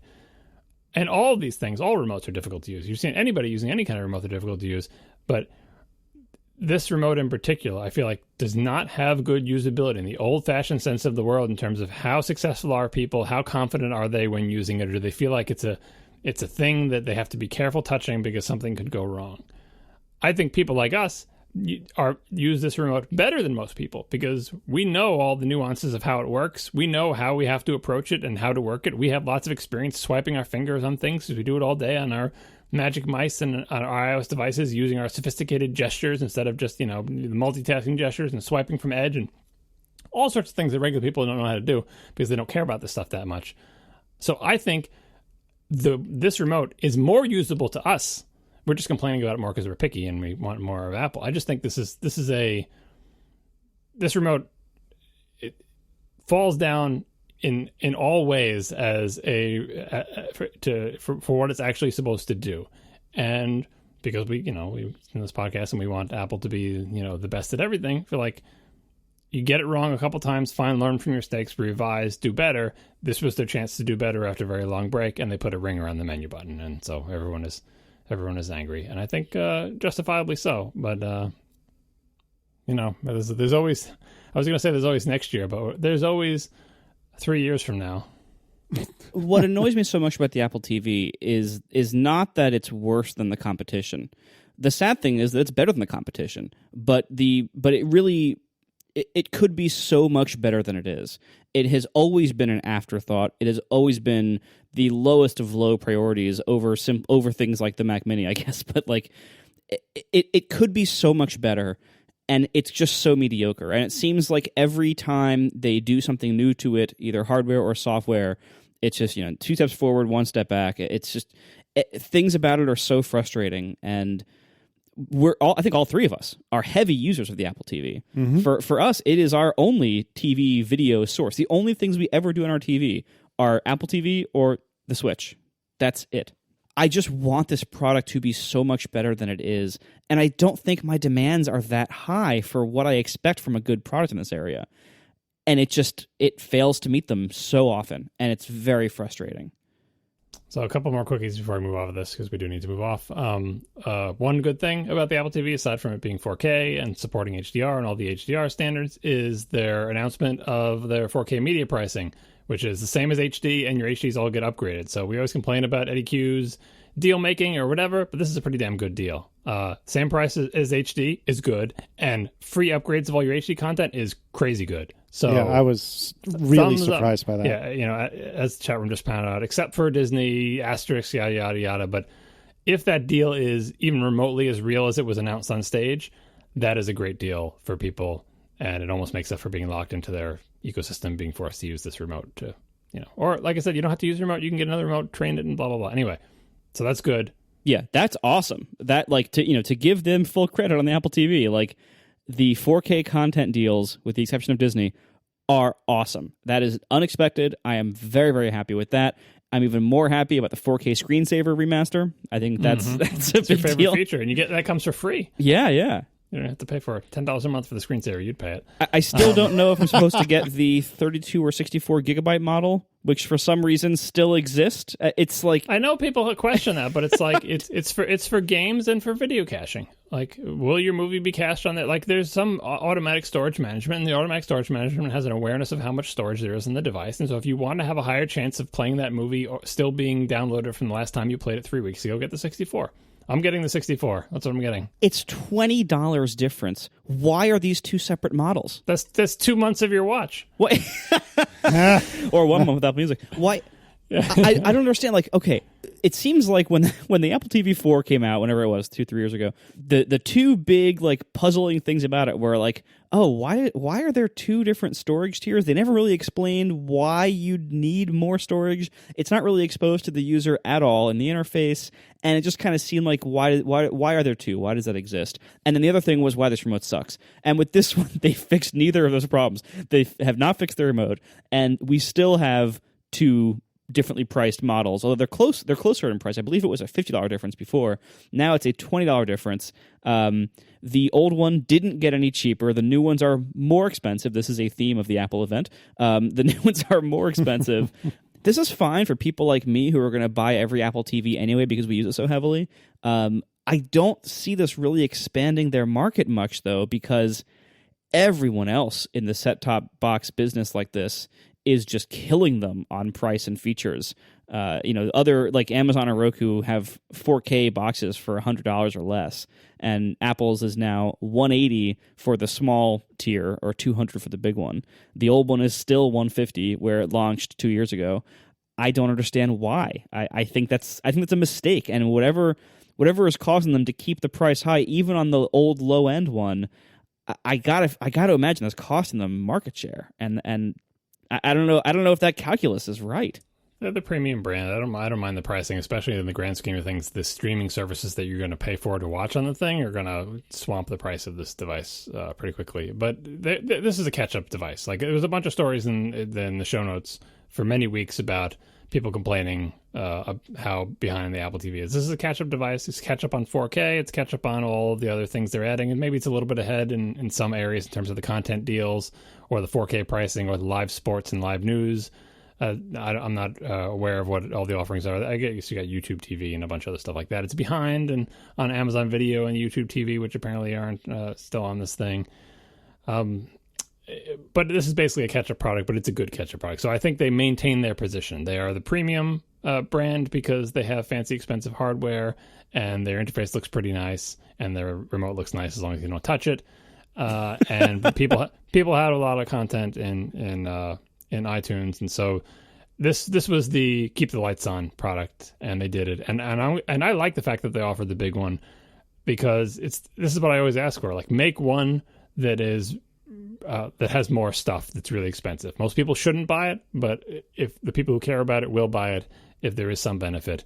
And I think there is, because every once in a while I will play a movie that the kids watched 3 weeks ago and it's gone and has to re-download it. And if the network is wonky or if iTunes is wonky, it'll spin for a while, and I would rather just have it play. It would be great if I could actually pin movies to the thing and say, just keep it on here. But anyway, so I'm getting this. We do have to move on, but 2 quick questions for the people out there listening. Does this have a fan? I asked people, no one told me. It has holes in the bottom of it the other one didn't have, but those could just be for passive cooling. I have no idea. I would love to know if this thing has a fan in it. If it does, I suspect it'll be as quiet as the one in the Tower Airport base station, which is so quiet I literally cannot hear it unless I put my ear up to it. I'm just curious if there's a fan. Probably not, because it's the same chip as an iPad, and this is bigger than an iPad, but who knows? And then the other question is, does this do 24 frame per second cadence? Can it show 24 frame per second video where it shows each of the 24 frames for the same amount of time, which is what you need to do to show a movie shot in 24 frames per second without screwing it up. And no Apple TV that has existed before could do this, except for maybe the one that ran macOS 10 Tiger. That could probably do it. I forget. I don't know what the video output was like on that. But anyway, none of the little black pucks can show 24 frame per second video showing each of the frames for an equal amount of time. I don't know if this one can either. I asked a bunch of people. I got no answer. So next week, Apple people who work on Apple TV, tell me, 24 frames per second cadence, and is there a fan? So you said both of you guys are going to be getting one? Yep. Yeah. Even though, do you, both of you have 4K TVs, or neither of you? I don't. I do, and I'm getting it for that reason, but I'm also really interested to see how fast that new CPU is. The current Apple TV is kind of inexplicably slow during some common interactions that I have. Yeah. So any CPU speed improvement would be welcome if that is indeed the bottleneck, if it's not some kind of weird software thing. And going from the A8 in the current one, going from that, whatever it is, to the A10X, that's a pretty big jump. They have really spec'd this new one well. I still don't know why it comes in 2 storage capacities that are $20 different, and why the old one is not cheaper, but they have spec'd this one well. So I hope it's a lot faster. So I would say, even if you don't have a 4K TV, it might be worth it for some people just for that. Also, because the old one didn't get cheaper, it's still $150, and this one's $180. Just get this one for future proofing. Like if you're buying new today, like if you already have a 4th gen, maybe the upgrade is a bit of an iffy question if you don't have a 4K TV. But if you're buying a new one, get the 4K one, because it'll be probably useful for longer. And so, John, why are you getting it then? Just because it's better? Yeah, it's better. It's faster. Like it's faster. It's going to slot right in. The best thing about the Apple TV with the internal power supply is when I get new ones, I don't even have to go back in the TV. Yep. And unplug a bunch of crap. You just pull it out and plug it right back into all the same cables. Oh yeah, nice. Mine's still plugged into a PS3 power cable. I don't even know what power cables are. It's just the ones that are attached to the thing. I mean, I don't recommend people get one. If you have the old one and it works fine for your thing, and you don't have a 4K TV, there's no reason to get it. That's me. But I'm totally going to get it. And I almost, that's one of the other reasons I buy the big one, is because I want Apple to keep improving this product. And by buying the most expensive one, I'm trying to encourage them with my money. Please keep going. Take another shot at it. Try again. We are sponsored this week by Squarespace. Start building your website today at squarespace.com and enter offer code ATP at checkout to get 10% off. Many of us are programmers or nerds. We know how to make websites ourselves. If you've ever done it before, you know it takes a lot of time. You know it's a big hassle. You're signing yourself up for an indefinite lifetime of maintenance and support and software upgrades and worrying about services and servers. And with Squarespace, you don't have to do any of that. So while we could make websites the old-fashioned way and doing things ourselves, most of us probably shouldn't most of the time. And that's where Squarespace comes in. Whether you're making a site for yourself, for a new project, even if it's as complicated as something like a podcast site, or if you're selling things, if it's a storefront site, Squarespace supports tons of different site types, including podcasts, blogs, portfolios, online stores. Things that are not so easy to host, Squarespace hosts them. Squarespace really makes website building really so easy that anybody can do it. So if somebody has asked you to make a site for them, or if you need a site for yourself, just try it on Squarespace first. Give it an hour. See how far you get. If I'm wrong, fine. Stop there. You've lost nothing, and you can say that I was wrong. I bet I won't be wrong, though. I bet after the hour, you'll be pretty much done, and you'll say, I am so glad I tried this instead of doing anything else. Check it out today, squarespace.com. Make sure to use offer code ATP at checkout for 10% off your first purchase. Squarespace, make your next move. All right, so iPhone 8. Big changes are glass back with better glass, supposedly, although I feel like we've heard that almost every year. And that should be great for gripability too. Like the reason that I like the jet black so much is that the back kind of feels like glass, so it's very tacky and grippy on my fingers without using a case. So having glass backs on that's a pretty big deal. Yeah, like I tweeted, it's jet black, but without the scratches, because glass is very resistant to scratch compared to whatever the hell the jet black thing is made out of. I don't know, some kind of chalkboard material. So it's all the benefits of jet black without the downsides. Speaking of, I wish I could look these things up in my past. I got to use the podcast search. But back when the iPhone 4 came out, and still my favorite physical iPhone design, glass front and back, looked awesome. But now you had a back that could shatter too. And when the back shattered, it's not as big deal as the front shattering, but people didn't like it. It was cheap to replace the back, cheap-ish, because it's just a piece of glass. But anyway, after 2 generations of that, the 4 and the 4S, I remember talking on some podcast, maybe it was this one, had to be this one, or maybe some other one was like, Apple's going to come out with a new phone, and you can bet it will not have a glass back. And of course, the 5 didn't have a glass back, and neither did the 5S, and neither did the 6, and neither did the 6S, and neither did the 7. But they found their way back to it because I think I like that design. I love the 4 design with the glass front and back. It just had a couple of downsides. It took them this long. It took them like 5 phones, 5 whole years to say, can we get the glass back on this phone? And they went through all like the laser welded mesh of copper and steel and blah, blah. Like they clearly, they wanted to go somewhere. They went there and they backed off. They regrouped and they eventually got where they wanted to go again, which is a glass back, because there are so many benefits. Scratch proof, it's good for grip. You can make it look really pretty. It's radio transparent-ish, more so than metal, right? You don't have to have that glass window like the 5s had on the back for the radios and stuff like that. So this iPhone 8, I was more impressed by the industrial design than I thought it would be, because I hadn't been keeping up with the iPhone 8 rumors that had all been about the edge-to-edge screen one and everything. I thought, these will just be like the 7s. It'll be fine. They'll have faster internals.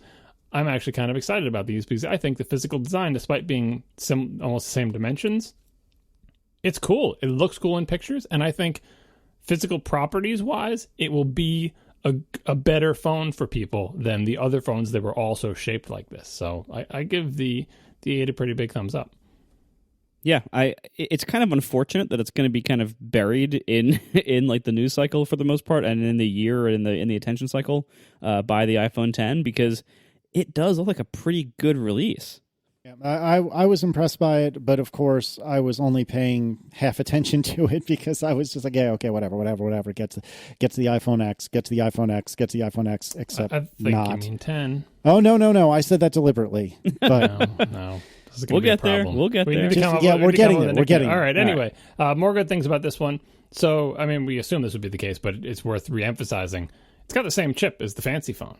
Right, it's not like it's got a lesser chip. This is not like, this is last year's model and it has the A with one lower A. It's got an A10. No, it's got an A11 in, and the A11 is nuts as usual. Like people posted the benchmark showing it beating a 13-inch MacBook Pro in like Geekbench benchmarks in both single and multi-core. Yeah, if those are real, by the way, that means that they have now beaten Casey's computer, which is awesome.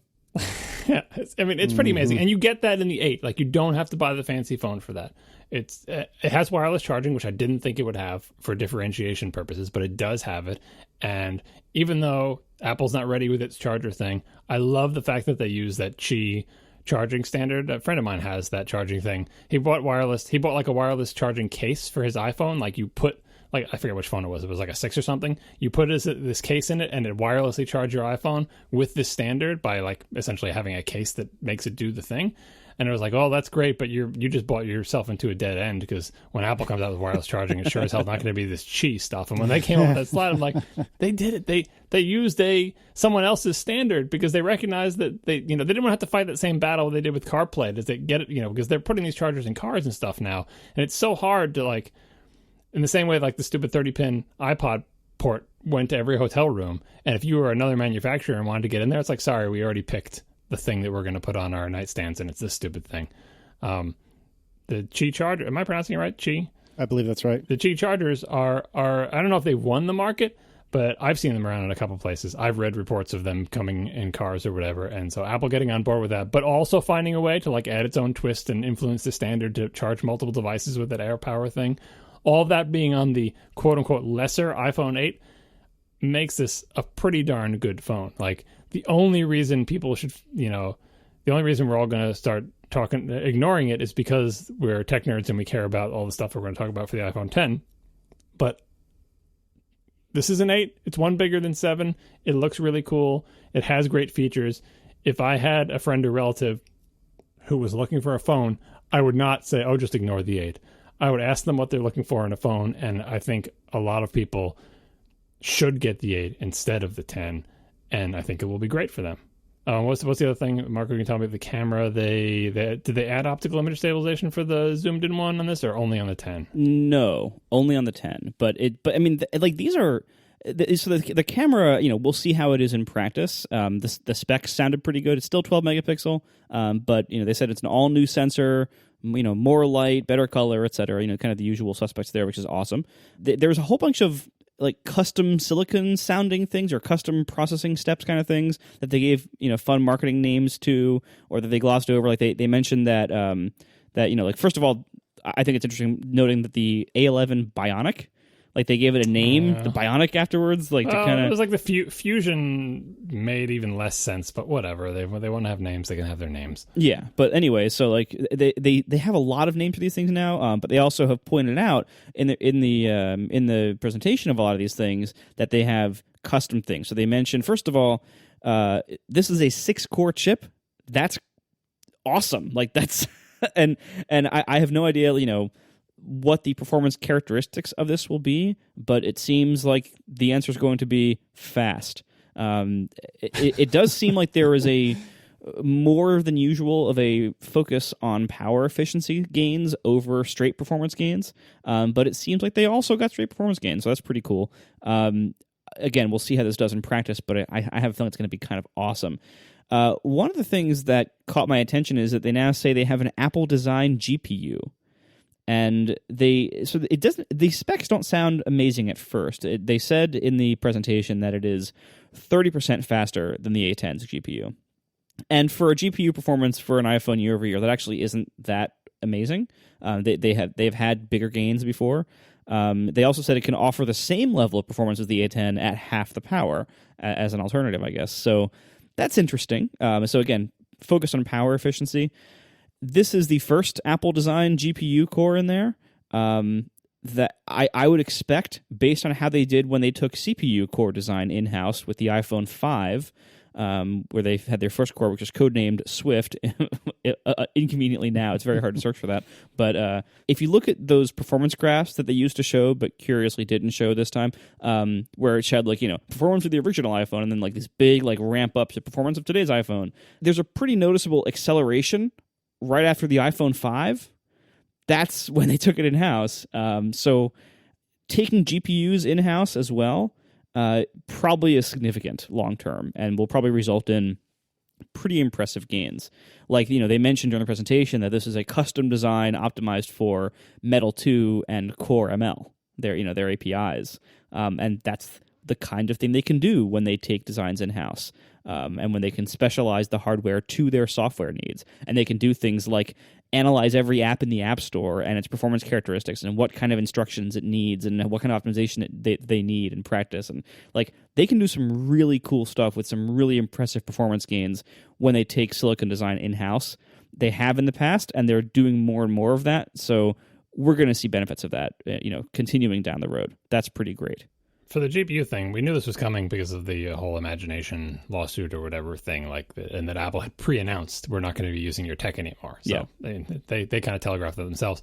But for the speed gain, it seems to me, not having seen a floor plan view of this chip, that they spent their die space and transistors more on the 6 cores and the neural whatever thing and everything else, and less on GPU, because GPUs, honestly, aside from what they said, custom tailoring it to the APIs that know they're going to get called and making sure it's efficient for those things and figuring out the right balance of execution units and stuff, as they say, GPUs are embarrassingly parallel, and essentially you can make them as fast as you want with just die space and power budget, right? And so the iPads, obviously, they have more pixels to push, and they have more die space and more power. And so it's the iPad GPUs that are the big monsters most of the time. On the phone, you don't have as many pixels to push around, and you just don't have the die space and the power to, it's not like, we couldn't make it. They could have made it 300% faster by just, adding 10 times as many transistors and sucking up 10 times as much power. But like the trade-off they're picking is 4 tiny CPU cores, 2 big ones, the neural thing, the image processor, right? And then GPU, I think, is like a distant third, because as much as people are going to game on their phone, it's more important for the Apple TV to have a good, powerful GPU for gaming than it is for the phone. The phone GPU is, like I said, it's like tertiary. It's like primary and secondary is the camera and image processing and the CPU, and I'm not even sure what order those should be in. And then third is the GPU. So I wouldn't worry about it. I think this GPU is not like it's not like Swift, where they're like, the CPU, not the language, where it was just their first try and they weren't that good at it. I think they're already awesome at it, and this is just a trade-off they made, and the correct trade-off for the phone. And we haven't even gotten to the battery life yet of the 10, but that's the weird thing about this being the same system on a chip in both of them, as far as we're aware. Like, there's no differences. But the whole neural processing thing for Face ID, iPhone 8 doesn't have Face ID. It doesn't have the depth cameras, doesn't have any of that stuff. But I think it's still got the neural processing thingy in there. Otherwise, they're making a custom version of it just for the iPhone 8 that doesn't have that, or it's like... Well, it probably has Animoji support. Yeah, I don't know. Anyway, there's a little bit of weirdness there. But I think they're choosing to spend their transistors where they want. And I think when you see the A11X, you will see the graph continue just as it had before, because they'll just have more room and more power. The 32 gigs is gone. It's 64, and 128 is gone, right? So it's and now they all cost more too. It's 64, 256. Continuing the theme of price hikes throughout the line. So the explanation for that is that flash storage costs more money across all their products, and it does. Well, that's the estimate. They gave it in their earnings call before, where they're not going to be making up BS because they're held to that their statements there by the SEC and everything. So they're basically saying, hey, our component costs have gone up, and across the rest of the industry, component costs are gone up, and because of the magic of capitalism, they pass on that lack of savings to you, the customer. I mean, they could have eaten it, but they didn't, and it explains why everything is more expensive. Why the price hikes across the board, because all these things include lots of flash storage, and especially because they got rid of the 128. So it's like 64 as entry level, I think, is acceptable now. Finally, we can forget the days of like 16 top tier devices entry level. And the fact that it jumps all the way to 256, that's not as granular as you would want, but I like the fact that it doesn't top out at 128, which it hasn't for a few years now. So anyway, that's typical Apple move. The big one costs you tons and tons of money, and even more money because of their component prices. What can you do? I think I'm pretty happy with the storage choices here, because I think 64 is good for almost everybody, and if you feel like you want more, you should have the mostest, and that is 256. Yeah, I mean, I don't love that they had to randomly increase prices across all their products, including the iPad Pro, weirdly. Yeah, well, that's what convinces you that it's component cost, because that's not a strategic move. Like, they don't want to have to do that, but they have to maintain their margins. They're the only company that, going into the holiday season, increases their prices. Yeah, I mean, we should look. I mean, if component costs really are going up for everybody, I think this will hit everybody. Maybe other companies are not in a position where they can yeah, where they can pass that right on to the customers and say that they'll take it, but Apple is, and so they're doing it. Yeah, I'm guessing Apple's hand was not forced here. I'm guessing they're doing it because they know they can. Also, that's an important part of, we're going to get to the iPhone 10 in a second, but all of these price increases, like, I don't know what the correct term for this is. Someone who's economics major who has read anything about it would know, like price elasticity or whatever. Like, bottom line is, like, if you charge your customers more, if you increase the price of your product, how much does the demand go down, right? And Apple has always been in this weird position, especially with its top-end, most popular products, where it's like a game of chicken against itself. It's like, if we add $100, how much fewer of these will we sell? And they add $100 and they sell more of them. They're like, did we just sell more, but we would have sold even more if we hadn't increased the price? And so they keep running this experiment. If we add $50, will anybody mind? Right? And they're learning, for the most part, especially on the high end, they can keep creeping that price up. And people, I mean, the Mac Pro is the perfect thing. They don't even ask the question of the Mac Pro, like, how much can we charge this? I don't know. Just like make up a number, $10,000. Sure, ship it. Yeah. Like whatever, because they absolutely can. And towards the top end of the iPhone, especially now that they have this Ferrari of iPhones, they can just add a couple $100 for that. I mean, they're already doing it with like, oh, you go up in storage and it's extra $100. Like, they discovered they can do that. We're going to add $5 in component prices, but the price to customers will increase by $100. And we'll pocket the 95. Like, it is a great deal.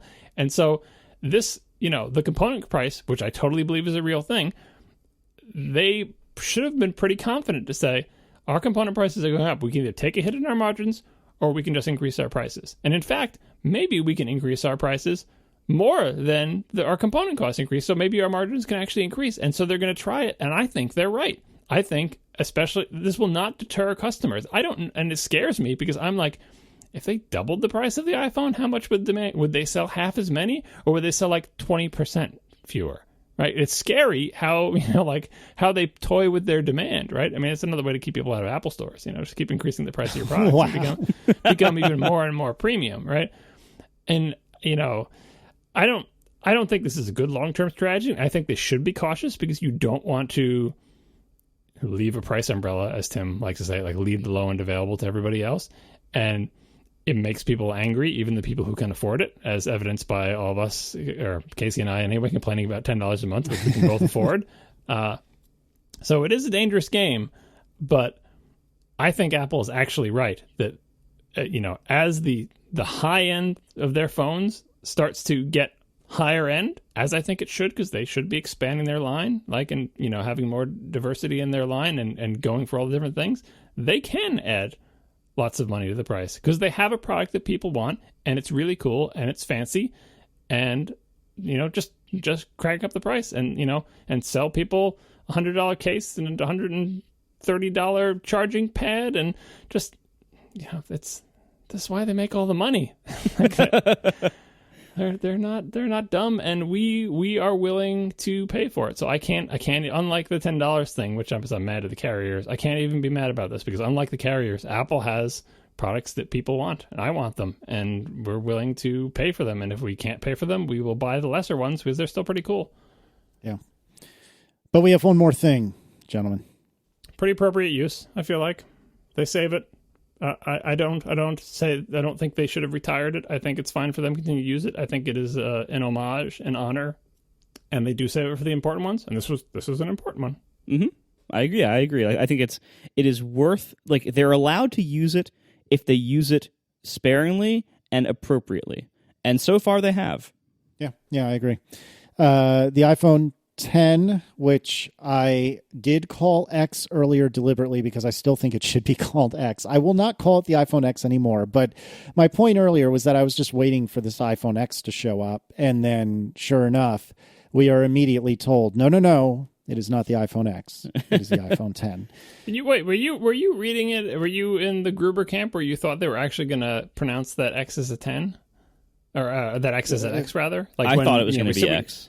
Yeah, so we saw the strings from the firmware, and and that's the problem with all of us having read it before anyone ever said it, because we all read it in the leak, right? And there's no pronunciation guide in the leak, right? If the first time we had ever experienced this was on stage, I think there would have been a fighting chance, not a big chance, honestly, but a better chance that we would all be saying it internally in our minds as 10.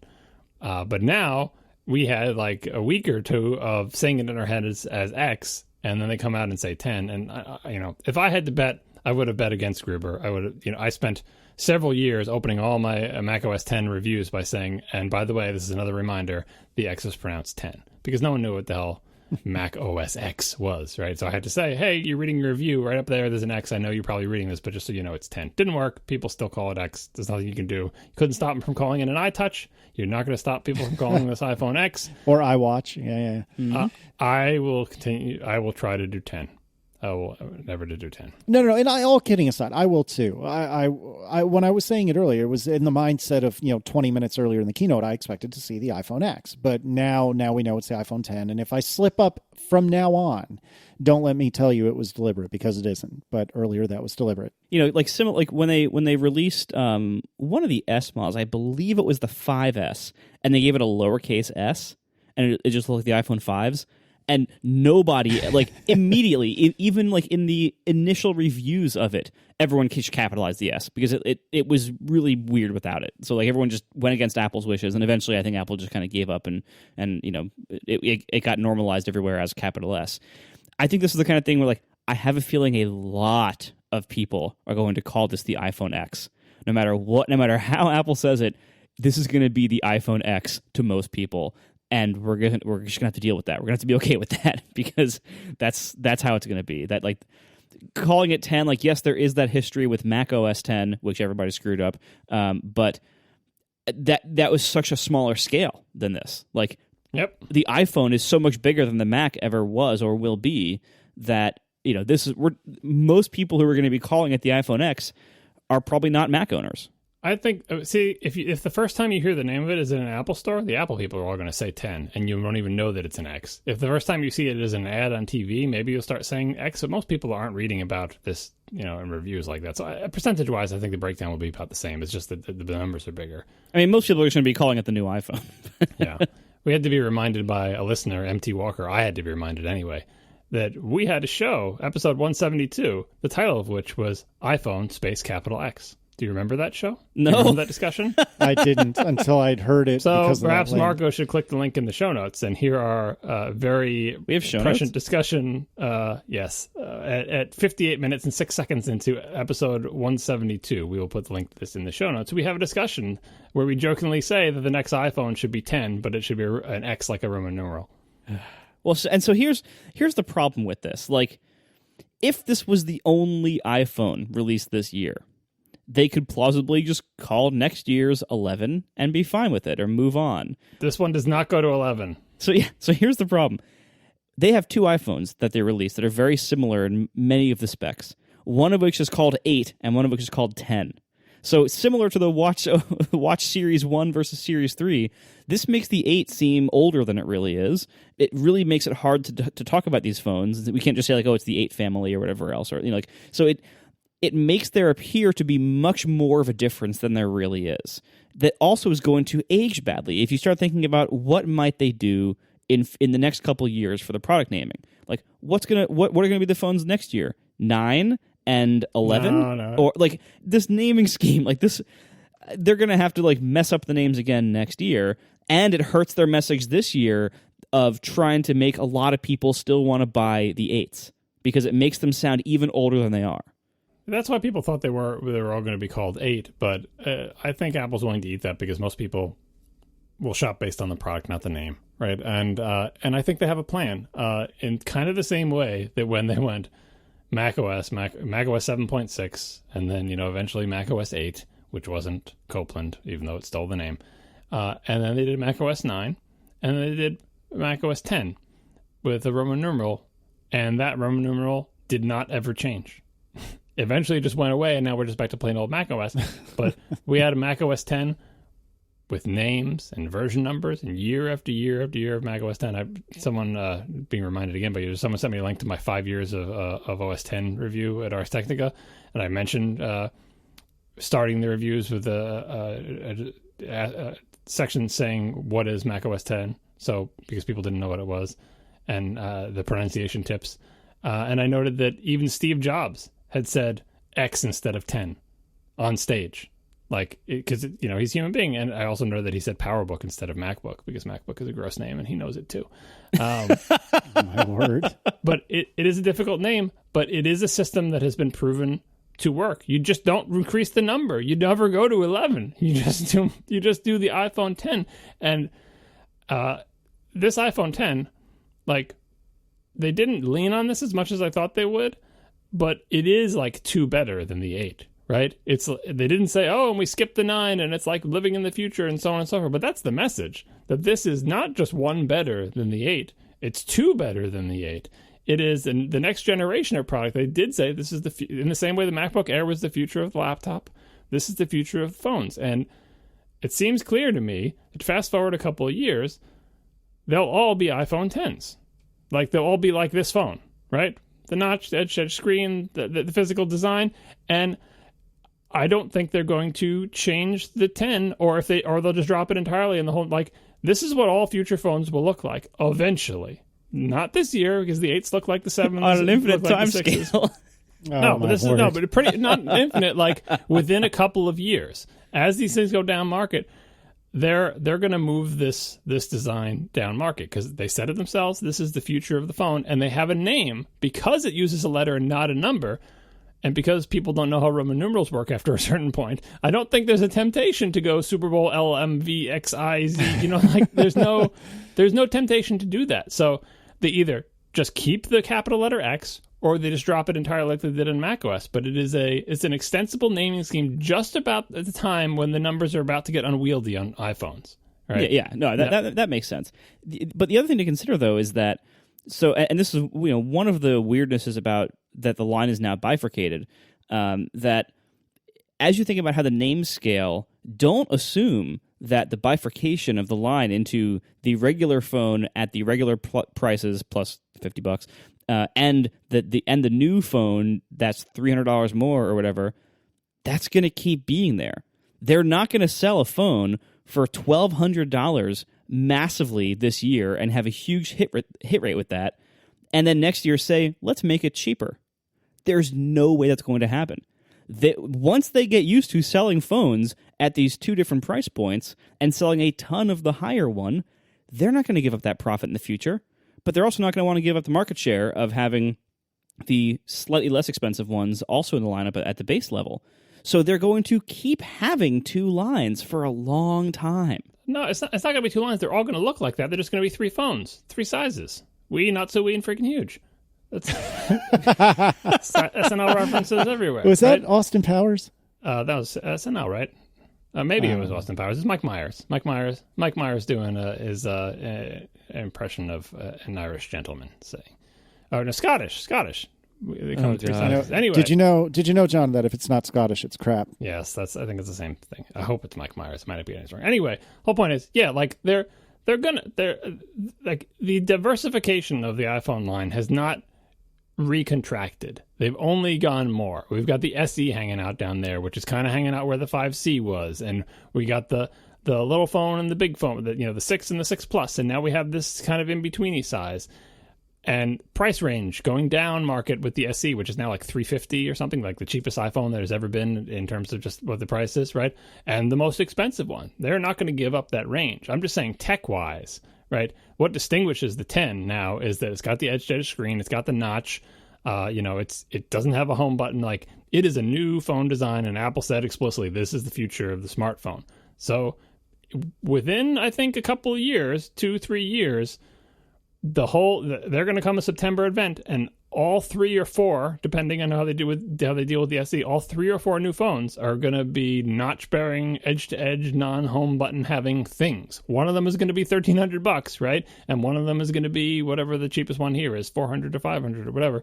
But that's what I mean. And once they all start being edge-to-edge, non-home button, notch-bearing whatchamahoozies, you can name them as a family. You can market them as a family. It is a family that spans a range. And it will be more cohesive than it is now, where they show the family. You've got the SE design, and then the 6S and 7 and 8, and then you've got the 10. It's a little bit of a motley crew, but we're in transition. We're in transition the same way we were when we were transitioning to Retina, when we were transitioning to Touch ID.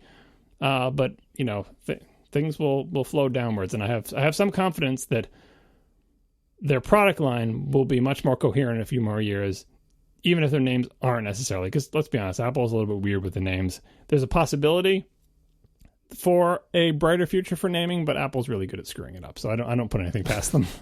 Like as many people said, this is the new iPhone. One year they're going to drop the 10 and just they're all going to be the new iPhone, and we're not going to have any way to talk about them. Who knows? But I'm sure it'll be fine. So we knew a lot about this phone.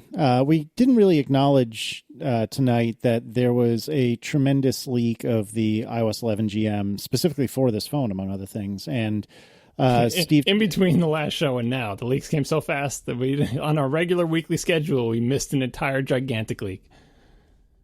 So we knew a lot of this. We certainly didn't know everything. We didn't know that they were going to call this OLED display Super Retina. It's super such Retina. Important things we didn't know. On that point of like us not knowing everything, I think we knew the most about this Apple event than I've ever known about any Apple event. Yeah. We had mock-ups of this phone that are indistinguishable on video from the actual real thing, probably down to the millimeter perfect, right? We knew so much about the software from the software leak, which has never happened before. Now that I'm, I think a little bit about what would have been like in the era when people didn't pay attention to Apple and Apple didn't accidentally leak things. And we saw this iPhone intro and the 8 came out and we're like, oh, the 8s are okay. They're pretty good. And then out of nowhere came this one more thing, and it was this phone.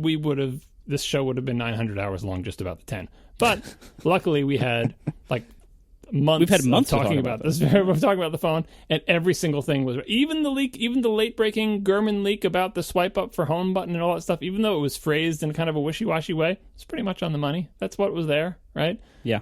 So we knew so much. This is the new high watermark for how much can you know about an Apple event before it happens. Oh, yeah. We knew the Apple TV 4K deals. We knew we had a picture of the watch over the weekend from the software. Yep. We had the picture of the red dot with the LTE watch. Like, man. The new AirPods, right? We had the cute Face ID face.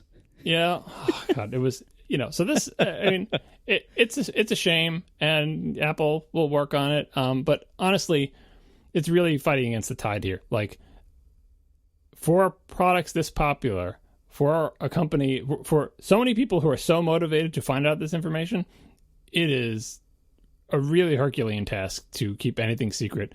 So that's why we should all concentrate entirely on the Mac Pro, which no one will care enough about to leak, and we will all be totally surprised by it. Once again, the Mac Pro wins. Anyway, I'm sorry I interrupted you, but go on, Casey, back to the phone. I just want to contest the narrative that we didn't know much about this. We knew the most we have ever known. Yeah. It was somewhat disappointing in that regard because we did know so much, but there were certainly some things that we didn't know. And so they pitched the Super Retina display as being brighter with wide color and better color accuracy and so on and so forth. Still has 3D touch. A lot of people I saw on Twitter anyway asking, wait, what happened to 3D touch? They never really talked about it. I'm actually looking at the keynote right now, and there's a slide that says 3D touch right on it. So they said it's now built into the display. I guess that's just like a construction detail about where it is mechanically. But yeah, I didn't quite understand that part. But anyway, it's still there. Yeah. Yep. So now, before we get into Face ID, which we'll talk about momentarily, the home button is indeed gone. There's been a lot of back and forth as to whether or not the home button would be gone. It is gone. Well, I guess not ever after the leak, but until the leak, there was a lot of back and forth about the home button. To get back to the home screen, to get back to Springboard, you just swipe up from the bottom. There's a little not notch, a little grabber handle, if you will. Not a physical one, mind you, and a software one at the bottom of the screen, generally speaking, that you grab and slide up. I noticed that when it might have been, I think it was an iOS 11 beta, they got rid of the force press on the left edge of the screen to multitask, and I saw a few people who were really worked up about that. And now, as it turns out, you just swipe, not even force press, I don't believe, but just swipe the little knuckle at the bottom that represents the like home grabby thing. What is the right term for this? I'm failing all over the place. Like a drag handle? Let's call it a gripper. It's not a question gripper, of where he grips it. Drag indicator? Yeah. A drag in, whatever, a gripper. Let's go with gripper. So if you swipe laterally on the gripper, you can just swipe between apps. If you go halfway up, you can get into multitasking. If you go the whole way up, like I said, you're going back home. To get to Notification Center versus Control Center, it depends on where you're swiping from the top, which I'm not tremendous fan of. I don't think that's going to that's be the best. Honestly, Well, this sounds awful. This The swiping from the top. I think this sounds like they're so you basically so now the top has those two ears on each side of the notch. You basically pull down on the left ear for notification center. No, not and you the pull left. down the right ear for control center. The right ear is control center. Everything else is notifications, including the middle. So if you pull down from the middle like you normally do. But so basically this now puts control center in the hardest to reach corner of the phone if you hold your phone in your left hand. Oh yeah, this is bad. This is totally bad for lefties. I totally admit that. It's bad for everybody because reaching the top corners is already hard for almost anybody. The way I hold my phone, I think, I don't know. I'll have to see. This is the thing about the phone. We can all speculate on what it's going to be like, but as everyone who's designing software for it has said, it's really difficult to do anything until you physically get one of these in your hand. I have to say that I was super doubtful, cautious, worried about it based on the rumor, but seeing them use the home swipey thing, I started to believe. I started to believe two things. One, that the home swipey thing could be a thing I can get used to. I'm not sure about control center. I'll have to I'm holding my phone now trying to see, can I get to that corner? Is it going to be? I don't know. I'm not quite sure what the deal is there, but Apple has some options. But the home swipey thing, certainly that is something that we're going to use all the time. And I feel like that's going to be pulled off. And the second thing is, I think this phone, the iPhone 10 and the presentation of it, worked its magic on me at least to the point where I even just started thinking about my phone, which has a section of the bottom which is not a screen. And the only thing in that is a giant circle that I press to do something, and it seems barbaric. There's a section of that is just like this blank area of my phone with a button on it. And even it's not like a button that moves anymore, it is still like a button. It's like, what is that? It's like when you had to connect the trackballs to PC laptops on the side with those little hooks, right? Like Macs had trackballs built in where the trackpad is now, like underneath the keyboard, and PCs laptops were then made where the entire bottom part was keyboard from front to back, so they had no place to put a trackpad, so you could clip it on the side. And now I look at my phone, I'm like, this has this weird dead area appended to it where we have to put like a physical button that's like steam powered or something, and it's just barbaric when the whole thing should be screen.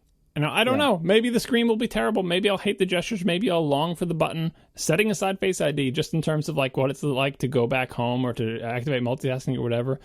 But I came away from that keynote a pretty big believer in the correctness of the whole front of the phone being a screen, and believing that pull up from the bottom or some kind of thing that is like I dedicate an entire edge of the screen to important common actions is better and requires less precision than finding that little button. Again, setting aside Touch ID, setting aside Face ID, just the part of like I'm using the home button to go home and do all that other stuff. I was pretty convinced. I went into this being skeptical that if I was going to buy a phone, which I'm not this year, whether or not I would get the fancy edge-to-edge one. And I came out of it saying if I was buying a phone this year, 100% I would get that one because I need to try that. And I am now optimistic that they're right about this future, that they're right about the fact that all screen is the way to go. And we will look back on these phones that had these dead sections above and below that weren't screen, and they will seem messed up. Now, for the record, I am all in on the swipe up home gesture thing. I think that's going to be great. I really honestly do. I think that's going to be way more convenient, and it's going to be very natural, very fast. What I just don't entirely love is having to be more precise to get to notification center versus command or control center. And it may end up that it's no big deal at all. But I use control center constantly, and I use notification center frequently. And so I'm a little worried, again, not having tried it, that's going to be a little bit frustrating, but I am totally with you that I am all in on the all screen front. I am all in on the no home button. I am right there with you on that. Marco, what do you think? I'm basically with you, Casey. Like the swipe home button thing sounds totally fine. That seems sensible to me. Like, you know, if you're going to get rid of the home button, that seems like a pretty okay way to handle it. Having to pull down on the right ear to get to control center, I think that's a very hard place to reach no matter which hand you're holding your phone in, especially because this phone is now taller than the 7. So that's I think that's going to be a problem for a lot of people. Also, keep in mind when you're making size comparisons, which I'll get to in a minute. I have a lot to say about this, about the screen. But keep in mind that now, because you aren't having that top and bottom chin, if you're thinking about whether certain parts of the screen are going to be reachable for you, keep in mind that you're actually going to have to reach higher on this one, because you're reaching into the area that used to be just like the earpiece bar, like the forehead area. So that's going to be a hard place to reach. Maybe one way to solve this, I haven't played with the software like in the simulator yet, so maybe they can do this. Maybe there's some reason why they can't. But maybe a shortcut to Control Center could be, if you do the home gesture swipe up when you're already at the home screen, maybe you can open up Control Center. I know that's not perfect, but that, I don't know, having to pull down from that right ear area, that seems like it's going to be really hard to reach for something that people not only frequently use, but frequently use when they're one-handed. So that seems like something that needs to be fixed. On the iPad, remember, on iOS 11, they do the thing where you pull up from the bottom and the dock appears, but if you keep pulling, Control Center appears. They kind of did the same thing on the phone, but now it's like if you pull up part way, you get multitasking, and if you keep pulling, it's home. I feel like they have some options if reachability turns out to be a concern. But the main thing I thought was really clever about Control Center is it is one instance where they made, got some lemons, which is the notch, which I'll talk about a bit later. And they made lemonade, which is like, well, we do have this notch here, and it conveniently, physically, and prominently divides that bar into sections that are clearly understandable. Like, if imagine the status bar was just straight across and the top of the screen was flat. This kind of thing where it's like, well, you have to know that if you swipe down on like the rightish third of the single continuous thing, that it does a different thing than if you swipe down on the other 2/3. But because the notch is there, it gives them like essentially a button, like a physically outlined thing that says this place is different than the other place. And people can be forgiven for thinking that it's right ear versus left ear, but it's really right ear versus anything else in the entire bar as notifications, which lets people continue their muscle memory of swipe from the top. And you're right, Marco, that the top is toppier than it used to be, so we'll see how that goes. But that still works, because I don't know how many, I pull notification down from the center middle of my phone. And if you continue to do that, it will keep working. And since I can reach the center middle of my phone to get notifications, I feel I can probably get to the ear. I guess we'll all find out. But they do have, I feel like they have options, because it is all screen. They've got a bunch of multiple edges. They could even somehow work it into the bottom. Give them some time to work it out, but I'm mostly optimistic about how this is going to work, especially for poor people with the giant plus. Like, I hope this phone brings people down from the ledge that is the plus and says, look, you can get not as many pixels, but more. How do you feel about this? Is it better? I don't know. Maybe it won't work. People like their giant phones. Well, and so yeah, indeed. On that part, though, like, wait, hold on, really, really quickly. Yeah. Do you feel like this is going to be difficult for more novice users? And maybe the answer is no. Novice users don't even really know what Control Center is, or Notification Center for that matter. But I don't know. It's just one of the things that I think was so great about the iPhone was that you always had a physical button to press when you needed to get out of jail, like you needed a parachute, maybe is a better analogy. And I've noticed on Aaron's car, just bear with me, on Aaron's car, which has a touch screen, there are occasions, or certainly when we first got it, especially, there were occasions when we got in some screen somewhere in the navigation, and I was like, I have no idea where I am. And it was nice to be able to find, I could see this physical button that I could just mash down on, and I went back home. I'm probably overblowing the issue here. And well, I don't even know that it's an issue, but I can't help but wonder if this is going to be difficult. So say you're like 70 or 80-year-old, grandparent who maybe is just now getting an iPhone for the very first time. Like, you need to explain to them, well, if you want to go home, you need to swipe up. But don't swipe up only an inch or so, because then you're going to multitasking. You need to swipe all the way up. And where do you swipe from? Well, just from the bottom. Well, where on the bottom? Just from the bottom. You know what I mean? Like, I feel like this is, the home button was already so overloaded, where single tap does this except when it doesn't. Double tap does that except when it doesn't. Double touch but not tap is something else entirely, which, by the way, is going away. It just seems like there's a lot here, and I'm a little worried that for not us, it's going to be a little more challenging. But am I just being a big baby? Well, Apple's doing the thing. Apple's doing something that's, I think, is smart, where they have been shedding the previous conventions as the bulk of their user base has become more sophisticated, because they grow up with phones or have used a lot of them. So in the same way they got rid of slide to unlock, and like, oh, now there's not an obvious thing with the giant arrow, animated arrow saying slide here, dummy, to unlock your phone. Now the whole screen's thing, but how will people tell? Can they see that subtle symbol? People figured it out. Like I'm mostly convinced of the fact that this will be successful by seeing people in the wider world use Android phones, which very often have basically soft buttons, like buttons that don't press in, but they're just symbols, but that you can press, which are pretty awful, I think. Because there's not even any sort of good haptic feedback in a lot of cases. And lots of swipey gestures, and I see people navigating these things with no problem. They're just basically a minefield of touch-sensitive icons and back buttons and home things and swipe gestures that are all different from phone to phone, depending on what carrier crapware is on there and what version of Android you're using. A huge variety of fairly complicated swipes. And you're right about it being difficult, more difficult action than pressing a button, and that is a problem. But for the bulk of the market, I think the market has become more sophisticated because they're spending more times with phones, and appropriately phone vendors are shedding the affordances that were required in the past to let people understand how the hell you use a phone that doesn't have a physical keyboard and doesn't have physical buttons and doesn't have number keys. That becomes less and less necessary. And so Apple is, I feel, mostly catching up with the Android world in terms of how featureless and swipey the front of the phone is. And net, I think it's the right thing to do. It would be good if they could come up with some kind of better, more comfortable, safer system for people who have difficulty with swipe gestures, which includes me a lot of the time.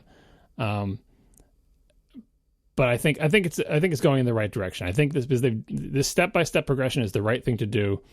Did they overstep this time by a little bit? I think it may just be in the details, like Marco was saying, like, okay, well, maybe the idea is right, all screen is right, but you have to rejigger things to figure out what's reachable and what's commonly used and stuff like that. So, Marco, tell us about the screens. All right, so we have kind of jumped through a million hoops with the iPhone X in order to get this edge-to-edge screen. And the reason we wanted an edge-to-edge screen, with asterisks on some of that, but the reason we wanted that is because we wanted to fit a bigger screen into a smaller phone. But if you look at how big the screen is versus how big the phone is, and if you consider the amount of space you're now losing in that big screen to things like the new status ears and the home indicator and the margins around these things, the gain, I think, is less compelling than I would have wanted it to be. The important thing to realize, and I think this is going to bite a lot of Plus fans. I think a lot of Plus fans are going to upgrade this phone thinking that it's going to give them the Plus size screen in a smaller phone. But it isn't that much smaller, and the screen is not Plus sized, at least not the way you might think. So the iPhone 6, 7, and 8 screens are 375 points wide. So is the 10. The Plus is 414. So it's 375 versus 414 in width. The iPhone X is the same width. We did not gain any width, which means things like if you're scrolling, for example, in Instagram or any kind of photo stream thing, your photos aren't going to be any bigger. You'll be able to fit more than one on screen maybe, but it's going to be the same width as the small phones have been. That also means the keyboard is presumably going to be the same width. So if you were one of the people like me who found it more comfortable to type on the Plus, you won't get that here with the iPhone X. It is the same width as the 6, 7, and 8. The height is substantially bigger than the Plus. So the height of the 6, 7, 8 is 667, and these are all points, not pixels. The Plus is 736, and the 10 is 812. That is awesome. So you're going to have much taller lists. However, you're also losing some height due to the home indicator, the drag indicator thing, due to the margin around it, and due to the now taller status ears / status bar. So if you actually consider, if you run the numbers and if you see the size of what I would call the application content area, if you assume an application that includes displaying the status bar on all phones, then how big is the area between the status bar and either the bottom of the screen or, in the case of the iPhone X, where you can go before you hit the home indicator? And so basically, how much area does an app have for its content? And the difference there is pretty small. So again, we're the same width between the old 6, 7, and 8 and the iPhone 10. The height, though, is 647 for the smaller screens, 716 for a Plus, and 734 for the 10. So it is the tallest. It's taller than the Plus in usable area, but not by that much. So what you're basically getting is the same width, for sure, as the smaller screen phones, a little bit taller usable area than the Plus phones, in a phone that is bigger than the small phones, but smaller than a Plus. And I'm not, and in order to get that, we had to change and give up a lot. We had to lose Touch ID. We had to engineer this entire Face ID system. We had to change the way apps use the screen. Developers have tons of design changes to do. Also, now those corners are now very rounded, so we have to stay away from the corners or design around that. We have to design around the notch, and we have to use the ears and scroll content weirdly around it. Full screen things have a lot of work to do to either avoid the notch or go around it in a way that doesn't look weird or suck. This has been a lot of work and a lot of effort. And the phone, and for the people who use the small phones like me, the phone is getting larger for a screen that is not wider at all and is pretty tall, which is nice, but I don't know. Is that good enough for all the sacrifices that had to be made, all the workarounds, all the hacks, all the UI changes, and all the developer effort that's going to be required, both in Apple and outside, to accommodate all this craziness in this new phone? Is that worth a screen that isn't any wider and is just taller? So I don't know if this size is the right set of compromises, but this design, all screen gesture, blah, blah, blah, I am optimistic that this design will actually, in the end, be a better overall design. And when there's an entire family of phones, including the big one and the smaller one, that are all like this with ears, then there's less pressure on this one phone to be the right trade-off between, change UI paradigm and all these sacrifices for not that much more screen. Well, you make something the size of a Plus with edge-to-edge screen, there's way more screen there, right? Because you're getting rid of a very large chin and forehead on that phone because they're just so darn big, comparatively. And you get diminishing returns as you go smaller because the chin and forehead are smaller on the smaller phones. This may be not a great compromise, especially if the width is the same but the phone is actually wider, which I believe is the case. So the phone is physically wider, but the screen has the same number of points on it. Then again, it could be that just is this a 3X? This is the thing it wasn't clear to me. Yes, and to give them full credit, it is a true 3X. The Plus never has been true 3X. The Plus has been 3X pixels rendered down to a 1080p panel, and this actually is real 3X. So it is 458 dots per inch instead of 401. So it's going to look incredible. And OLED has benefits too. Like OLED's going to have better contrast and everything. So it is going to look incredible. But I can't believe we didn't gain any width by making the phone bigger and going edge to edge. If you made something 100 points wide and you measured it with a ruler, is it wider on this phone than it is on the 6-7? I don't know the answer to that. I don't think so, but I don't know. The other important aspect of making a phone that is physically larger while the number of points is the same is that things are bigger for people with poor vision. Slightly anyway. And I know you have the zooming and all the text sizing and stuff like that. Anyway, I am less concerned with whether this exact size is the right compromise, because I truly believe that this design will spread across all of them, and once it does, this problem goes away. Because then you don't have to worry about like first of all, I think the changes and the sacrifices, plus or minus the notch, which I will still get to, are worth it if this is a better way to interact with phones than having dedicated buttons on it. If Face ID is actually better than Touch ID in overall, despite the edge cases where one might beat the other, if arbitrarily swiping from the bottom is better than having to find a home button in the middle, like if all of this turns out to be true, then I think it'll all come out in the wash, because they're not going to just make one size of this or whatever. And I would assume that they have some experience with sizes now. They could have made this phone any size, right? They could have chosen to make it wider or shorter or taller, and this is what they came up with. And hoping that the size is a reasonable compromise. I think they did a good job with the 6 size, right? That it is a pretty good compromise between you have more screen, but it's not as big as the Plus. The Plus, of course, is ridiculous, but that's what people want. So they want a ridiculous phone, and they got one. So I think I'm less worried than you, Marco. But even if this one is the wrong size for people, give them a couple of years. I hope they'll work it out. And honestly, I would be. I would caution people who really love the Plus. This might not be the phone for you. Oh no, this is not for Plus lovers who absolutely need the Plus. Like that's why I'm telling my wife to get it, even though she is a Plus lover. I'm gonna have to talk to her about the fact, like, you realize there's gonna be less stuff on the screen. Like, it's a smaller phone, and it's not gonna look like your Plus does. It's not gonna have all that stuff on it. So, but yeah, if you love the Plus, this is probably not the phone for you, because it's gonna feel like using a big 7, a tall 7, right? Because that's what it is. You're not going to get all that extra room, which, like I said, I think is fine, because I know that there's a giant monster aircraft carrier version of this phone coming in a year or 2 or 3, and so the Plus people will have their day, and they'll have so much damn screen they won't know what to do with it. Yeah, it can be called the 10L. It'll come with a stylus. It'll be great.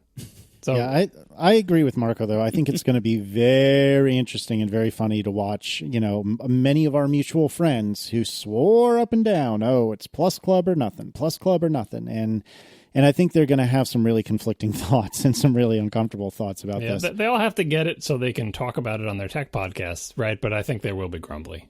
I think there will be lots of, because I bet a lot of them will say, I wouldn't buy this phone if it wasn't for the fact that I need to be informed about it and talk about it, and, like, you know what I mean? Like, that they're taking one for the team because they have to, right? And, some of them will just buy 3 phones and just use that one to play with or whatever.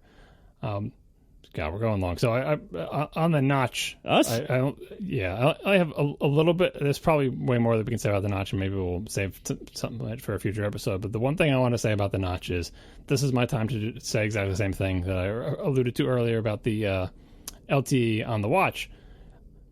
The notch, Apple doesn't want the notch. The notch is there because it has to be to get the job done. Apple wants nothing more than to make this exact phone with no notch on it. Apple is going to do everything that it possibly can over the next 5 years or so to get rid of that damn notch so their screen can go edge to edge, right? They are doing the sort of hang a lantern on it thing where we had to do this notch thing. We couldn't figure out a way not to have it, so we have to embrace it. We have to say, we're not trying to hide the notch. We acknowledge that it's there. We're going to do all sorts of things and incorporate it into the UI and make it an aesthetic and totally embrace the notch in the ways we'll all discuss here. But Apple, make no mistake, Apple wants to get rid of that notch. They want it to be top to bottom, left to right edge. Johnny Ive wants to not retire or die before he can do that. He might not make it, but they don't want that notch there. So the clock begins now, and Apple's teams working 2 or 3 phones out are already trying to figure out how the hell they can get rid of that notch. So people may hate the notch and hate all the stupid compromises that it requires for software, and it's going to be painful, and it's going to be annoying, and it'll have varying degrees of ridiculousness. But I am very, very confident that this is not a thing that Apple did not set out to make a phone with a notch. This is just what they had to do, and I think it's the right trade. I don't think they should have waited until they could have done this phone without a notch to do it. I think they should do it now. Whether they should have embraced the notch as much as they did is arguable, but I remain confident that we will have top to bottom edge screens, probably from Android makers first, but eventually also from Apple. I'm still bummed about Embrace the Notch. Like, I haven't seen it, I haven't held it, I haven't played with it, but it just, I don't know. From everything I've seen when people have mocked up the, kind of hide the notch approach where the top bar adjacent to the notch is just black, it's still, to me, looks better. But ask me again I was going to say in a month, but I won't have one in a month. But ask me again. The nice thing is the Humor Interface Guidelines, which many people are quoting from, this section says, do not attempt to hide the device's rounded corners, sensor housing, it's not a notch, or indicator for accessing the home button. They're telling you, don't try it, you must embrace the notch. But guess what? App developers can do whatever the hell they want. So I think it'll be interesting to see how people decide to do that. Do they follow the Apple advice and say totally embrace the notch? Or do they decide to make the status bar black and not embrace the notch? It's a thing. Like, I have a pretty big problem with my now playing screen. Yeah, I mean, but it's all programmer addressable. There's no trickery to make it seem like the screen is smaller than it is. Like applications, it seems, have the ability to draw pretty much anywhere on the screen. I'm not sure if they can draw over the little home indicator or under the home indicator thingy, but lots of by the way, Apple released tons of sort of like WWDC videos, not a WWDC, of how to do this. They're all about like, here's your margins and your safe area and stay away from the rounded corners, all with insets and with the idea that, you know, I haven't watched these videos yet, but looking at the diagrams, I'm thinking, oh, that means developers have to program all these insets in, which is work for them. But it also means that if they don't do that, like on the watch, they could draw right to the edge and look stupid, right? and have it be, oh no, the watch is the opposite where you're supposed to draw at the edge. Anyway, they could draw right up against these rounded corners and look bad. In fact, I believe during the keynote or one of the commercials, I think it was during the keynote video, they showed that AR game that they were doing the demo from. It was like, I think it was like in a commercial with the AR thing. And one of the status indicators on the screen in the AR game was clipped by the notch because it was too far to the left. It was outside the safe area. It was a circle. It was like the flat tire Android phone, speaking of things with screens cut off. It was clipped by the notch because they just hadn't updated it to move everything over. And in fact, if they had moved it over, I think they're just going to have to shrink those circles, right? So in a way, software developers are going to decide this as much as Apple. Apple can tell you what they want everybody to do, but if the sort of consensus of software developers is, we're not going to embrace the notch, then they won't, and it will be fine. I've only heard sporadic reports from people who have used these phones in real life. The impression I get is that the notch is less onerous when using the phone than when watching it on video. I guess our eyes are just drawn to it, but when you're using the phone, you're not looking at that part. Kind of like Marco's not looking at the back of his phone that's all scratched up, right? You're kind of looking where the content is, and you kind of get over it, but it is a lot of work for developers. And there are lots of awkward/funny things related to this. One of the two of the best ones, I'll put these links in the show notes. Ben Packard had an interesting bit where like the scroll bar, you know, when you scroll on iOS and that little line appears to kind of the proportional scroll bar that you can actually grab and scroll, like shows you where you are. With that hiding underneath a notch when you're in landscape, lots of fun stuff happens when you're in landscape. Like you'd scroll, and it's like, where's the scroll thumb? Oh, it's under the notch. And you scroll and you don't see anything up. It popped up on the top, it popped up on the bottom.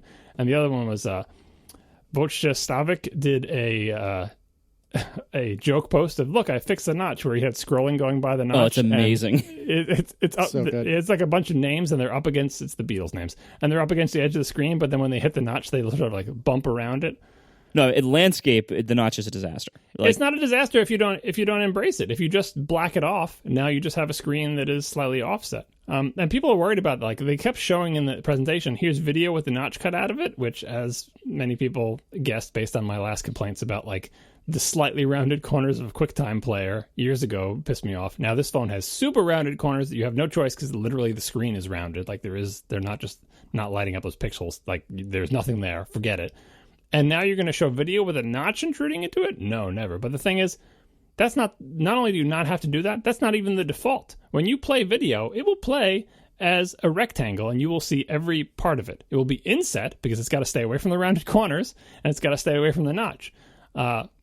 But it's fine. And that, as far as I'm aware, is the default on the built-in video players like in Safari and Apple Videos. If you double tap it, it will zoom to full screen, and then you'll be playing video behind a notch, and you'll be losing all the corners. But if you zoom to full screen on an iPhone today, unless your video is exactly the same aspect ratio as your phone, which it probably isn't, if it's like a movie or something, if you zoom to full screen, you're already cutting off sides too. So I'm not that annoyed about the notch and the rounded corners in terms of video playing. I think it will probably be okay, but Apple's big push to embrace the notch is kind of, I mean, I mentioned Hang a Lantern on it before, which is a narrative device where there's something that doesn't make sense. I hope I'm getting this right. God, or I was waiting a million corrections. Where something doesn't make sense in a movie, and you know it doesn't make sense, and you don't want people to saying, "Oh, that scene was messed up because that wasn't plausible to me." So all you do is you have a character in the movie say out loud what the audience is thinking. So like, we shouldn't be getting readings like this. They're impossible, but we are. And as soon as you have them say that by hanging a lantern on the thing that the audience knows is impossible, suddenly it seems okay because then the people in the movie are acknowledging the thing that you're all thinking. So by Apple hanging a lantern on the notch, like we should be able to light up all the pixels on the screen, but there's this giant thing there. And Apple says that, yeah, there's a giant thing there, and we're going to emphasize it. They're kind of, they're making the best of a bad situation because nobody wants the notch. But if there's going to be a notch, they are embracing it, and they want you to embrace it too. And it is an interesting aesthetic. It kind of reminds me of those little cards from Rolodexes, which are actually before my time. I'm not actually that old. But, the little, cards with little notches on them, right? It kind of reminds me of that. It's kind of an interesting aesthetic. It does look a little bit like rabbit ears. It does look a little bit weird in landscape, and I feel bad for all the software developers who have to deal with it. But, you dealt with size classes and going from fixed layouts to auto layout, and this is why you get the big bucks, right? Or don't get them, unless you know how to exploit people with free-to-play gambling mechanics. But anyway... I think it will work out, but I am already awaiting the day when the notch goes away. How long do you think that is away from now? Because if I had to guess, I honestly don't know. They might just stick with this because if you look at the problem they're trying to solve here, they have a whole bunch of sensors and cameras and speakers and stuff that for the phone, for these things to work at all, they pretty much need to be facing forward. And they clearly want the screen to go to the top edge and the bottom edge. So how would they get rid of the notch exactly? Would they somehow just make those things so small they would fit within the current bezel? That's above the screen? You got it. They're not very good at making cameras small. If you look, they have this giant camera bump in the back because to make a decent camera, you need a little bit of size. I don't see how they get... How they retain the super thin bezel around most of the screen area while also fitting those front sensors. And that, by the way, now there's more of them with Face ID. So while also fitting those front sensors into that, I don't know. I don't see them getting rid of the notch as long as they have this general borderless design. I think the only way they can get rid of it is to basically backtrack on part of this design and make something that looks more like the S8, where it's just thin top and bottom bezels, excuse me. So as people have pointed out, the screen's not really edge to edge. I can see where it doesn't go to the edge. There's a big black band. There are margins on this thing. And like you said, they could go notchless next year by just putting a very thin forehead on it. They don't want to because then they'd feel the need to do a very thin chin as well, and then they'd be giving up on the edge. But you know where they could put a home button in a very thin chin, because if it doesn't need Touch ID anymore, then it can be a little skinny button. No, I don't think they're going back on that. I think they're all in on the gestures. You're right, they're not. But if you look at the Galaxy S8, I have never said anything nice about an Android phone for good reason. However, that's a very attractive design for a edge-to-edge screen phone, and that's a different set of trade-offs. And yeah, the stuff on the back, the fingerprint on the back is dumb. But just if you look at just the front of the Galaxy S8 compared to the iPhone 10. I have a hard time picking the iPhone 10 in that comparison. I think the iPhone 10 looks better, but the way you get to the notchless without even the thin forehead is, the March of Progress can make some components smaller and other components can be under the screen. That's how you get there. No one would have thought that cameras could be as small as they are now. You can make lesser quality cameras even smaller. Say the one front-facing camera is replaced by 7 pinhole-sized cameras dotted along the top, and the images are combined from that company that you have the friend who works for, that light camera thing. We're not saying this is technology that's available now. You couldn't make a watch with LTE on it when the Apple Watch came out, and you can't make a notchless phone like this. But I think you will be able to eventually. I think there's nothing about the array of sensors that makes me think they can't hide them in an edge. It's somewhere around the edge of this phone, in the space that's already provided, because they don't go all in this. The Galaxy S8 goes way farther to the edge, right and left, than this phone does. There is actually room around it, and if they're willing to compromise a little bit, add 2 more pieces of paper width to the top, right, to wedge things in and get a couple, at the IR sensor underneath the screen somehow, or the dot spreader underneath, or I feel like it will eventually happen, and this design will become viable. You asked me how long I thought. 5 years is my best guess. I think it could come sooner. It depends on what appetite Apple has for it. if they don't feel pressured to do it because everyone loves the notch and their whole line is notch bearing, and it's just like they're sailing, and it's like, why do we didn't want the notch, but now that we've got it, everybody loves it, and everyone's software is written for it, and why would we even change it? That could delay it just because they don't want to go for it, but I think technically plausible in 5 years. God, I couldn't even wager a guess. I mean, 5 seems reasonable, but oy.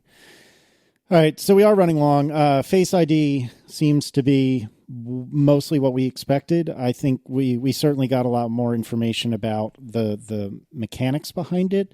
I thought it was really fascinating that Schiller had talked about how they went and got Hollywood like makeup artists or whatever, or prosthetics artists, in order to make these eerily realistic masks that apparently employees would put on to try to fool Face ID. It's apparently considerably more secure than Touch ID, which seems weird to me because any face identification I've ever heard or seen anything about seemed very easy to defeat, whereas fingerprints seemed much harder. But I'm sure that's just because of crummy technology, and if Apple says it's better, I'm inclined to believe it's better. The reason it's better is because faces are so much bigger. So the problem with fingers is that the feature size down there, like the number of points they could sort of match up on your fingerprint, like the features are so small and there's not that many things to sort of hang on to. Whereas if you look at the number of dots that their little dot sprayer, assuming those diagrams are even remotely accurate, there's just more data points. So there's more places where things can vary than on fingerprints. Plus, people's fingers don't even fit entirely. Like the sensor doesn't even cover your whole finger. So you're just getting like a window snapshot of a finger. So it's not as if, oh, my fingerprint is the same as someone else's, they can unlock my phone. No, it's one tiny little square-shaped region of your finger, maybe close enough in the few areas that the Touch ID sensor can identify as distinguishing to a potentially totally different point on someone else's finger. So I totally believe that because, I mean, Touch ID makes this, oh, it unlocks on my finger and it's great and no one else in my family can do it. And so it must be perfect because we have this mystique around fingerprints. But when it comes down to it, it's a bunch of little ridges in skin and it's not even that many of them because the sensor is small. Whereas this thing is spraying our entire face with tons and tons of data points of, not just what it looks like, but, all the depth things and everything like that.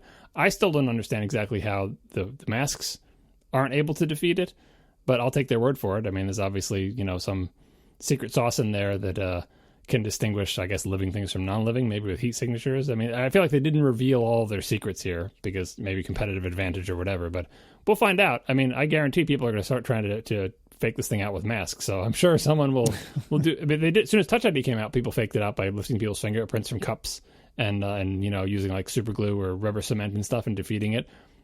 It'll be defeatable. And they did mention like, oh, by the way, your twin is a problem, and they didn't mention this explicitly, but like maybe relatives that look a lot like you might be more of a problem too. But I believe less in this than when I came. I came out believing in the idea of the all-screen phone with the gestures, like believing that it could be good, still having never touched one of these. Face ID, they basically said all the things I thought they were going to say. I have the same attitude about it now, which is, show me the unlock. Seeing is believing. I have to try this myself because I love fast Touch ID so much on my phone. I believe, like I said last show, I believe facial recognition can be better than Touch ID for situations where the phone is able to see your face. I'm not entirely convinced that the first gen is going to be better than second gen Touch ID in terms of efficiency, but we'll see. The speed of it is my one big concern. I mean, it's hard, when Touch ID first came out, we all were wary of it as well. So it's hard to know before we've actually had a chance to use it how good it is or what the problem areas actually are. But I noticed they focused a lot on how it worked, which I thought honestly was a little bit creepy the way it was presented. Where they're like spraying dots all over people's faces, and I didn't think it was explained well. Did you see the tweet that said the new iPhone will mace you if you do a bad tweet? Yeah, right. It shows them holding the phone in this big cone. Like, I think that did them a disservice because it made it look like that you were having an actual spotlight shined in your face. But my understanding is that it doesn't. I mean, you can't see IR unless you're a bat, right? So it's not, or did bat see IR? I don't know. Oh God, I'm gonna get corrections from the people. Anyway. Some people had video where they could see a flashing sensor, but video cameras often pick up IR. Yes, they did.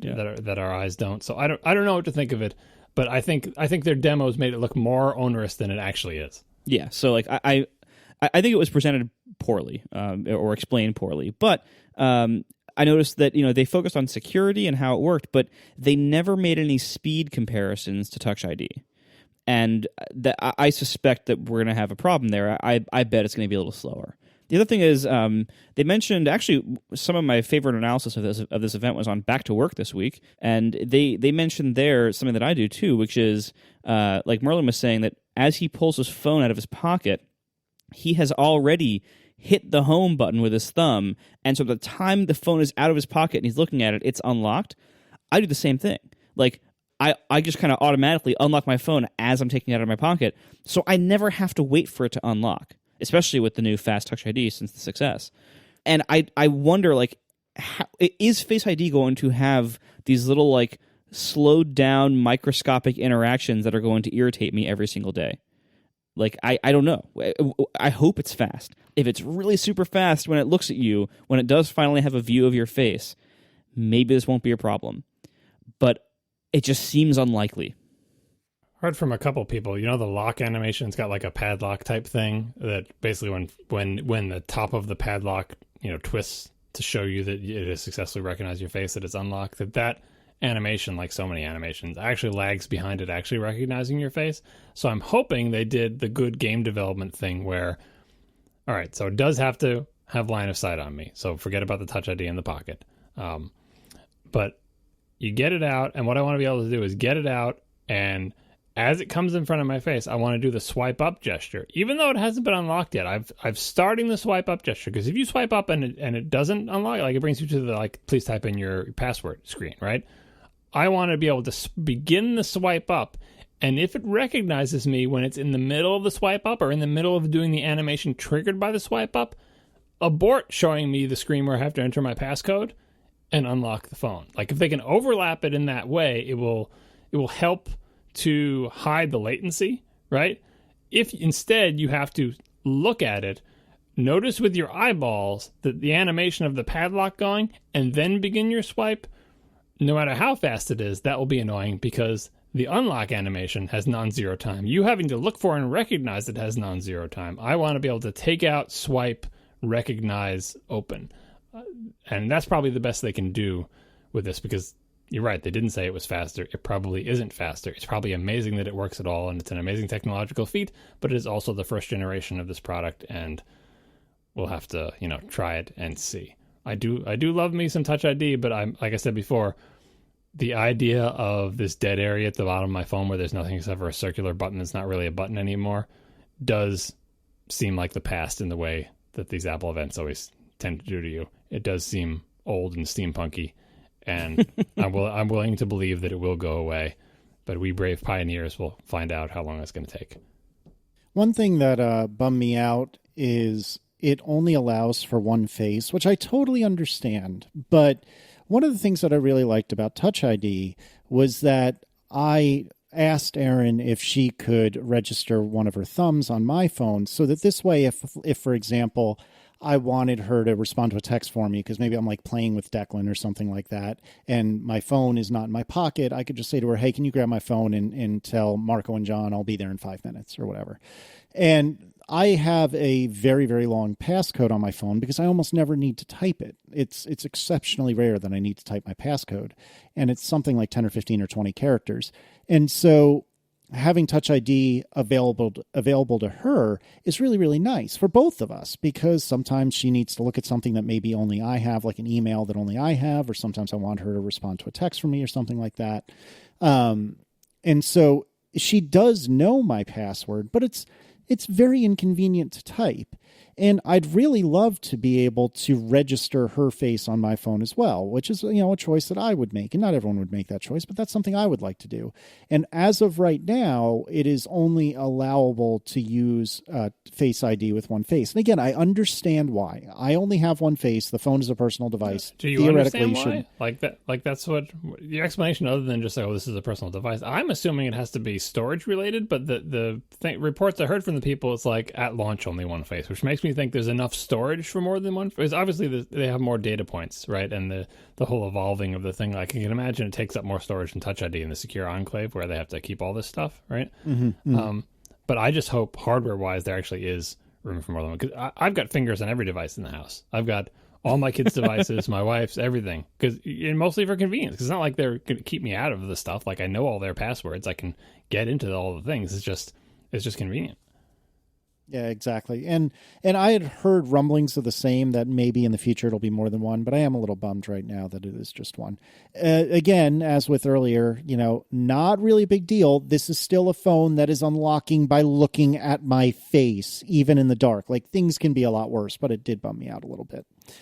What else about this? What else is new other than Face ID? 4K 60. Marco wanted it. He got it. Oh yeah, I got it, and all of them. And they didn't quite do a perfect job, but they did a pretty substantial job in improving the telephoto camera in the 2-camera module, but only for the 10, not for the 8 Plus.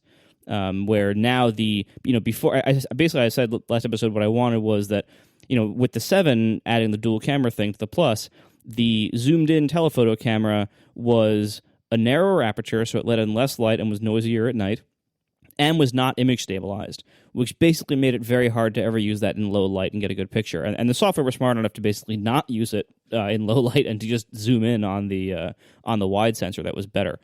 Now, the new ones, the aperture difference is smaller. It's still there, but it's smaller, and they're both stabilized on the 10.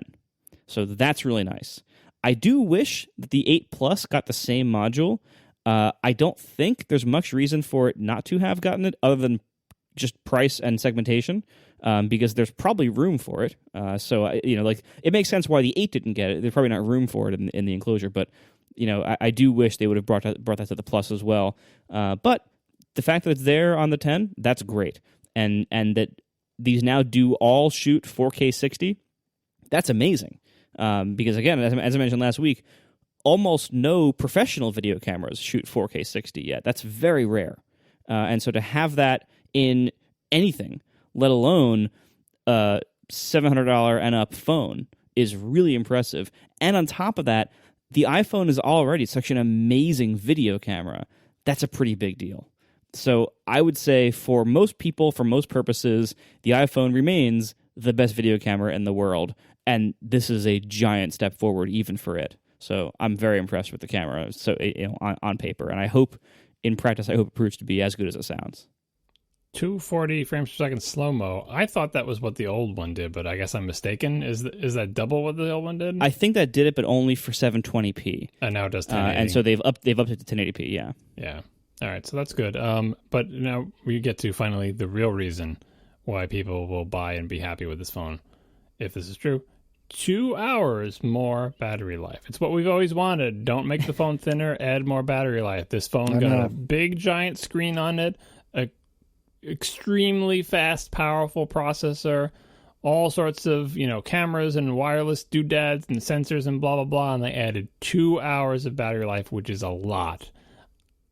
That reason, I'll have to see how it measures up to the Plus, but the 7 was already pretty good. That is going to feel like a premium experience when people buy this fancy phone for all the money that it's going to cost, and they get this edge screen. It's a little bit weird and blah, blah, blah. But A, it's going to be a new phone, and new phones always last longer than your old one because your old battery is shot.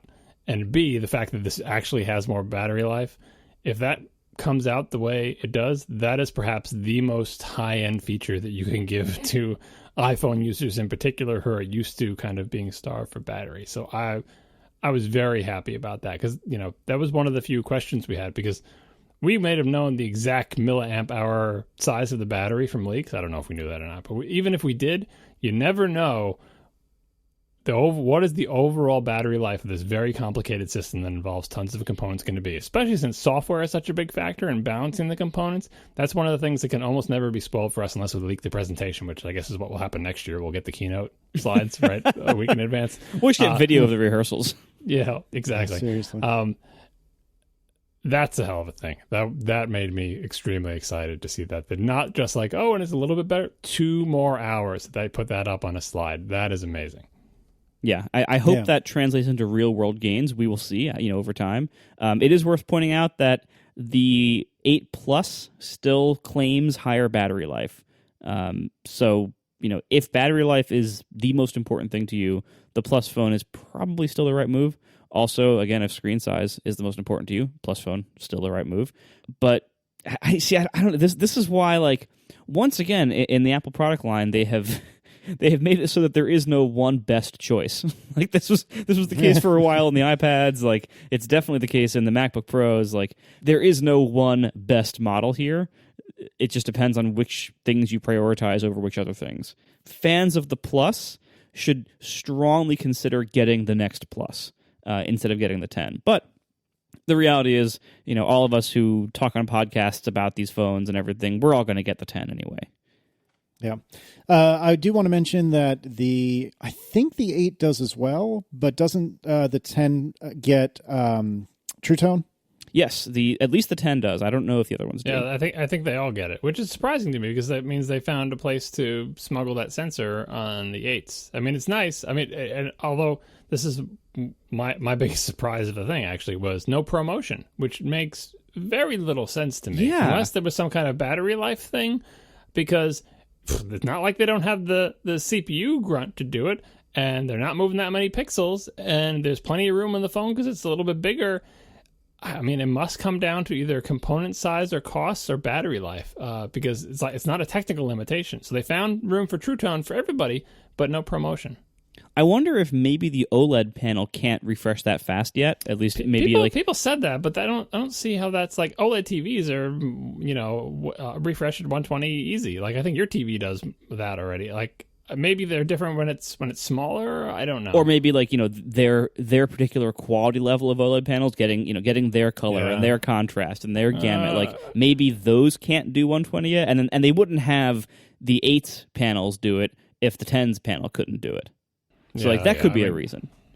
I don't know. I think it most comes down to the hardware to drive the panel at that rate and finding room for it and potentially what the power does. But I would love to hear from somebody who knows more about the internal details of how you drive any screen at 120 hertz and how that might affect, or if someone on the iPhone team just wants to write in and tell us why the hell you don't have ProMotion.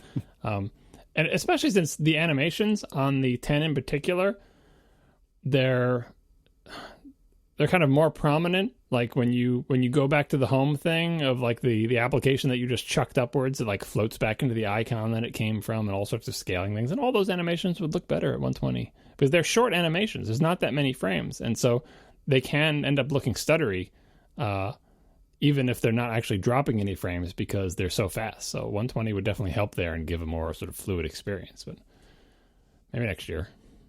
I'm stoked for True Tone though, because I don't have any devices with True Tone, and from what little I've seen, it looked really, really nice. Not to say ProMotion isn't by any stretch, but I have seen ProMotion briefly, and I thought it was nice. And I'm sure if I had time with it, I would start to say, "Oh no, this is amazing." But I'm really stoked to have True Tone, and I think I heard it on Upgrade, and Jason had mentioned that a lot of times he's getting the brightness not to the position he wants it just because he's fighting kind of the ambient light situation in the room. And I feel like I suffer from the same problem from time to time, for a very loose definition of suffering. But anyway, I feel like having True Tone is going to be really nice, and it's going to be new for me. So I'm excited about that.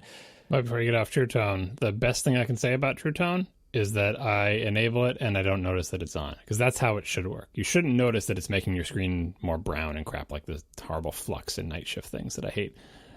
I leave it on and I don't even notice that it's there. And if I turn it off, like if sometimes I go back and say, what would this look like without True Tone? You see it being like more blue when you're sitting in your house at night. So True Tone gets a big thumbs up from me as a quality of life thing for a screen where you're not doing like color work for like, where you need accurate reproduction of colors, where you just want it to like look the way it's supposed to kind of look given the ambient lighting. So I really like True Tone. Yeah. The stuff that we had talked about up until the iPhone 10, pre-ordering Friday, as I think I'd mentioned earlier, and then available a week from Friday. This one, though, the iPhone 10 is not going to be pre-orderable for basically a month and a half until the 27th of October, which is again Friday, and available the following Friday, November 3rd. That's, I mean, in the grand scheme of things, not a big deal, but that's a bummer. I want to give Apple just unreasonable amounts of my money sooner than that, please. I think it's also, like many Apple launches of late, The official day one launch, if you're very lucky, you might hit that, but I think most people are not getting this phone probably before January.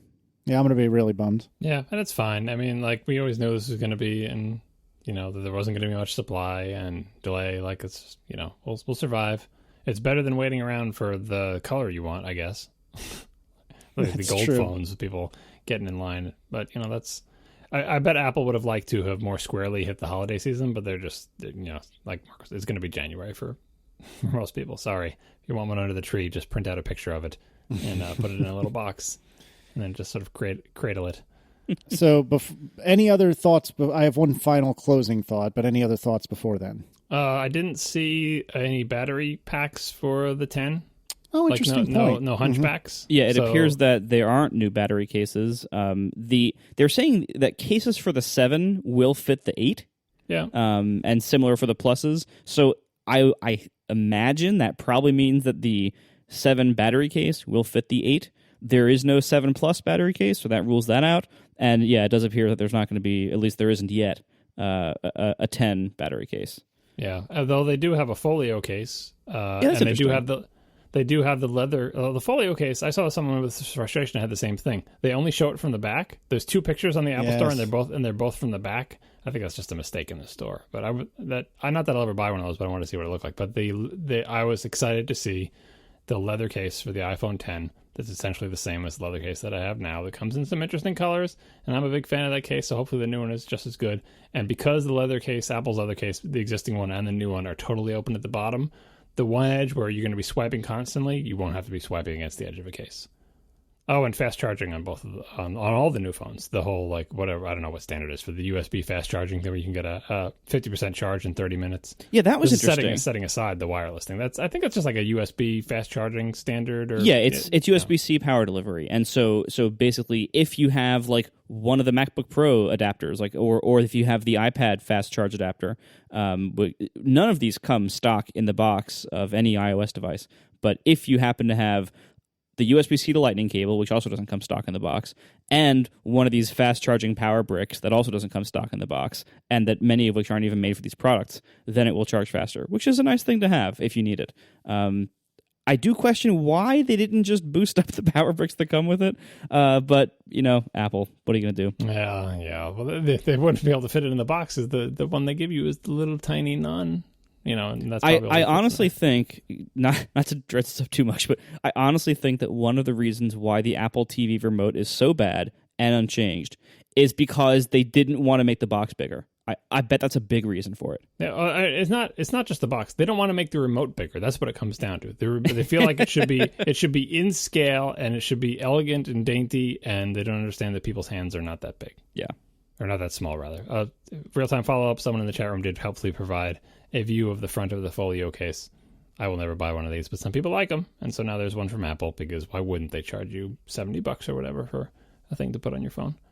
Yeah, some sure somebody bought it. I mean, and there's a whole bunch of other small stuff from the event that we don't have time for. I mean, we didn't talk about Animoji, we didn't talk about Air Power or the mats or anything like that, so... Yeah, I guess that'll be part of next week's show. That'll be like our junk drawer of all 2 weeks worth of follow-up, plus like Animoji and Air Power mats and things like that.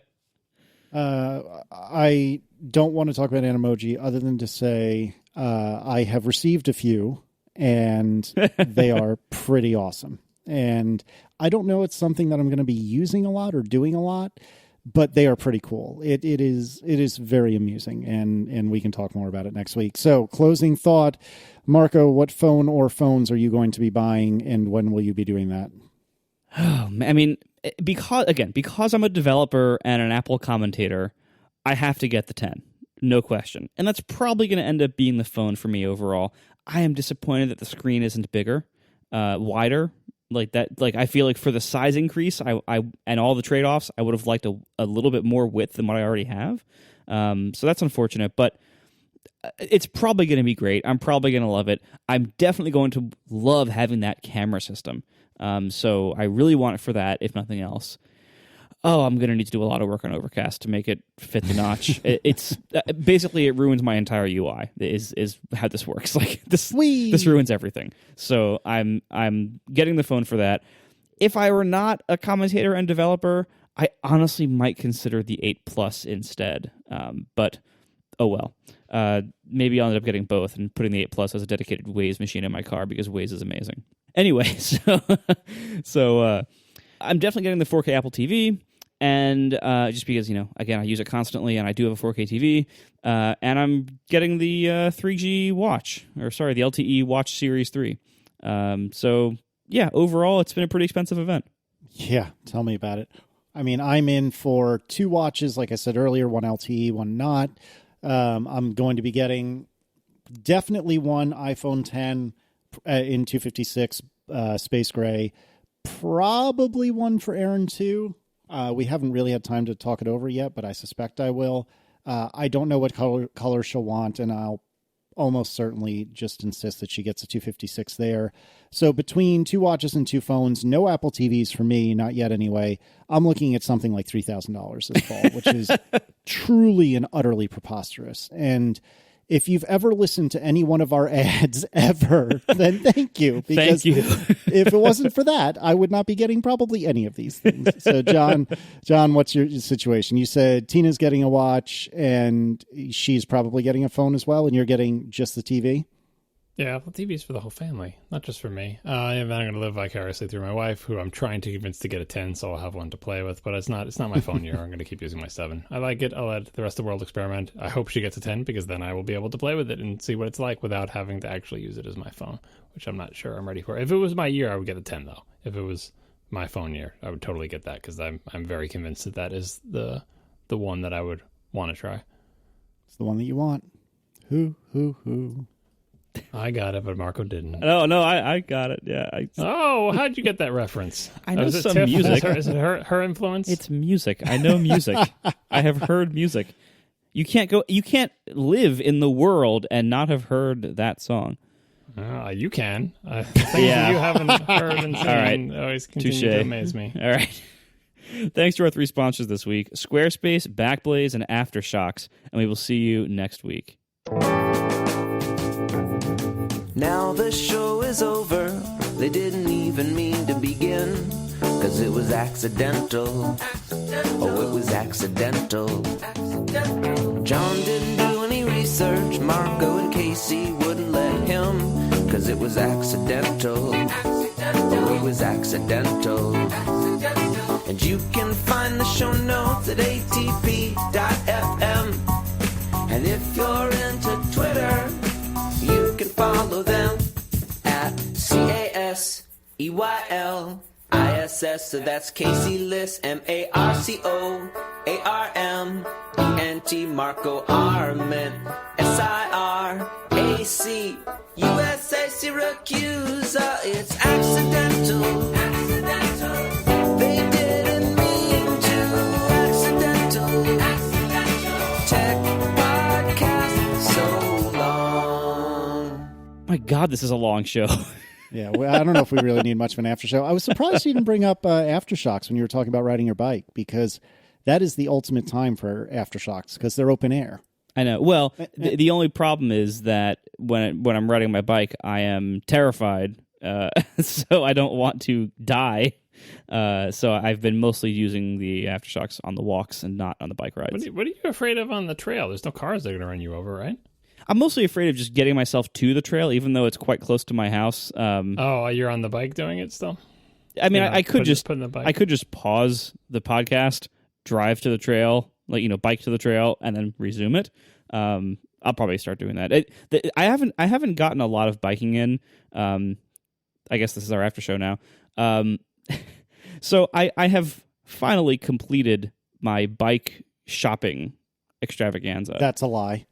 That's a lie you're telling us and yourself. Mm-hmm. It turns out I am terrible at buying bikes. So the way that I buy everything else, basically, is I do a ton of research. It consumes my mind for like 2 weeks, and eventually I convince myself to buy the best thing, and I buy it, and then I'm happy for a while until a better thing comes out. That does not work for bikes. What I have learned basically is that the correct best way to buy a bike is to go into your local bike shop, drive a few things around that you like, and whatever one feels the best to you, buy it. And that's it. Like, you should do basically no research. You should learn about almost nothing about the high end of bikes. You should read no online reviews because they're pretty much useless. The way for most people to buy a bike is just that, to do it in the most casual way possible, the way most people buy everything. Because, like, I have done such an insane amount of research online, browsing different things, looking at different specs, figuring, okay, well, I definitely want this kind of thing, I definitely don't want this kind of thing. It got me basically a lot of nowhere. It got me to a lot of wasted research time, a lot of consuming mental time. It got me to rule out things that I actually like, not knowing that I was ruling them out. And it got me to get myself really dedicated to certain types of bikes that are not right for me, that actually don't fit my needs, and that I'm not comfortable on. It has taken me a long time to finally figure all this out. What I did basically, and a special thank you to the people at Budnitz Bicycles, who I basically have been bothering and asking questions to and arranging, like, trying to get a loaner to try out or trying to visit a showroom to try things out for a good 3 months now. They've been very patient with me. And they even did arrange for me to test out one of their bikes in the Hamptons, and therefore I drove to the Hamptons.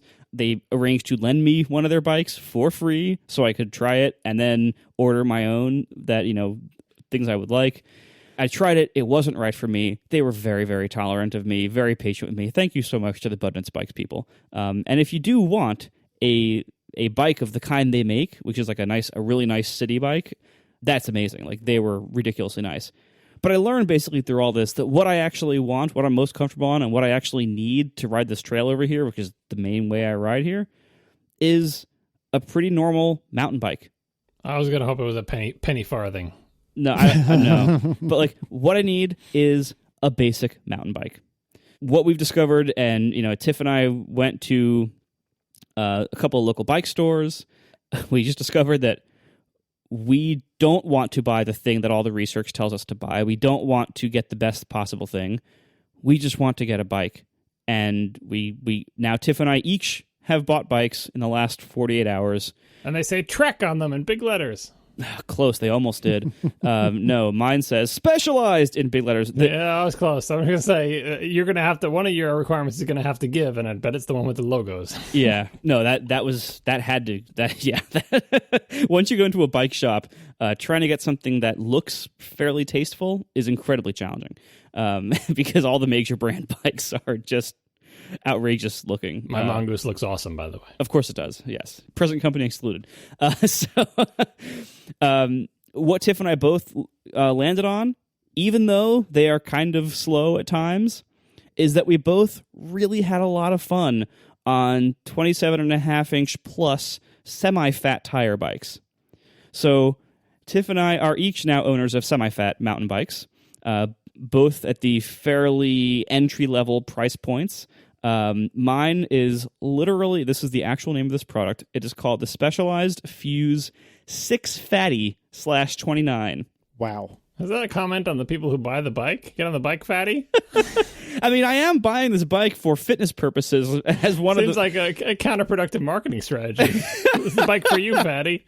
Yeah, so I'll put the link here. So yeah, so I have the 6 Fatty 29, and then Tiff has the Orbea Loki 27 plus H20, which is a mouthful also. That's a lot of words for the name of a bike. But basically what happened is we tried a few bikes in the store, and I tried all the red ones, and Tiff tried all the blue ones, and she picked her favorite blue one. This is a great shopping strategy. And I picked my favorite red one. And we got pretty good prices on them. They're pretty inexpensive, relatively speaking. And they're not the best bikes in the world, but they make us the happiest. And we're not going to be bike power users for a long time, probably. So I tried really hard to do my regular, research-heavy thing, and then eventually get the best, or at least get like the most sensible. And it turns out that's just totally the wrong way to buy a bike. And it's just so much easier to just go to the shop and find the one that rides the best for you and just buy it. Well, because you have so little experience with bikes, and bikes are such a large world. Imagine if you had so little experience with computers, and computers are such a large world. You'd end up buying one based on like specs or something, but not realize the importance you placed on the OS, and it's just too much. But I bet your research strategy would work if you ride these bikes for many, many years and kind of get a feel for what you like, and then it's time to buy a new bike, and then you would be able to do the exhaustive research knowing actually really what you like and what you don't like. The same way you can with cameras, because you've had a lot of cameras, and you can do the 10 hours reading DP review because you're not going in with no foundational knowledge, whereas bikes, it was just like they have two wheels and you sit on them, and then there's a bunch of words and other people's opinions are basically informing yours, right? Yeah, and online reviews of bikes are all written by like pro bikists, and they have very different preferences and needs than what I have as a casual recreational rider. Well, because you were shopping for pro bikes that cost like thousands of dollars, so of course all the reviews are going to be from pro people. It's not going to be from like I ride in the trail behind my house in this $3,000 bike. Well, and also, the pro bikes are doing things like complaining about certain component choices in certain bikes and everything, and like if they say, "Oh, this doesn't have the SRAM A7 brakes," I'm like, I don't even know if that's good or not. Like I had no concept of what components were good and what weren't, and there was a large price range for the different types of bikes people were recommending, and that seemed to be popular sellers and everything. But what I found when I would go and go to a bike store and like ride like the really nice ones versus ride the base level ones, is that I found that I just in Casey fashion, I just didn't care about the difference, and the ones that I found that were like super fun, that just felt right to me, were relatively inexpensive. No belt drive, no CVT. That's true. I tried really hard to find a mountain bike that has a belt drive and any kind of internal gearing option. I found one with a belt drive. The Spot makes one that has a belt drive, but it's fixed gear only. And I found zero that have a belt drive and internal gearing. That's what I was getting at when you listed like belt drive as your requirement. It's like you don't even know if this is, you just discovered this is a thing that exists and it seems fancier, so you want it. But there's a reason the chains are all in use, and it may just be the belts haven't trickled down from the high end yet. But that also, seems like most of the reason. There's also that chains are a tried and true technology. They are a solved problem. They can make them pretty well. And of all things, you would think mountain bikes would have the internal ones and not have it all be mucked up and everything. But I guess they're just either not there yet, or the sort of chunky reliability of a chain. So I noticed this one doesn't have a front derailleur. Maybe that's an innovation in recent decades in mountain bikes. I mean, I think it's probably also just because it's like a lower end model. Like it only has 10 speeds. Like you can get a lot of them seem to have like between 8 and 11 speeds that just had a rear derailleur, that's fine for me. In many ways, it's probably like a cultural demand thing. Like I don't think mountain bikists want the additional weight of internal gear hubs on the back wheels, and also there seems to be a large need for them to be able to do repairs like while they're out. So things have to be fairly mechanically simple for that to be possible. So like, a belt and a fancy internal gear hub, like they exist. Thank you. I know about roll-off hubs. They exist, but it seems like putting them on mountain bikes is nearly unheard of, or at least is not usually done on bikes that you can buy that are stock configured that way. Like people seem to customize them sometimes, but that's about it. So all this is to say, I totally failed at buying a bike through my usual methods, but I did finally just buy one, and now I'm done with it, and now I'm going to actually enjoy riding it. Because, a quick way to burn through a whole fall full of nice weather not riding a bike is to try to spend all this time going bike shopping. I have spent so much time in my car in the last week, not like just moving bikes around or renting bikes or transporting myself to and from bike shops that are far away. Like I have missed out on so much good riding time because I was spending too much time overthinking this problem. Sounds rough driving around to bike stores. Yeah, the struggle is real. Casey and I were at work, just so you know.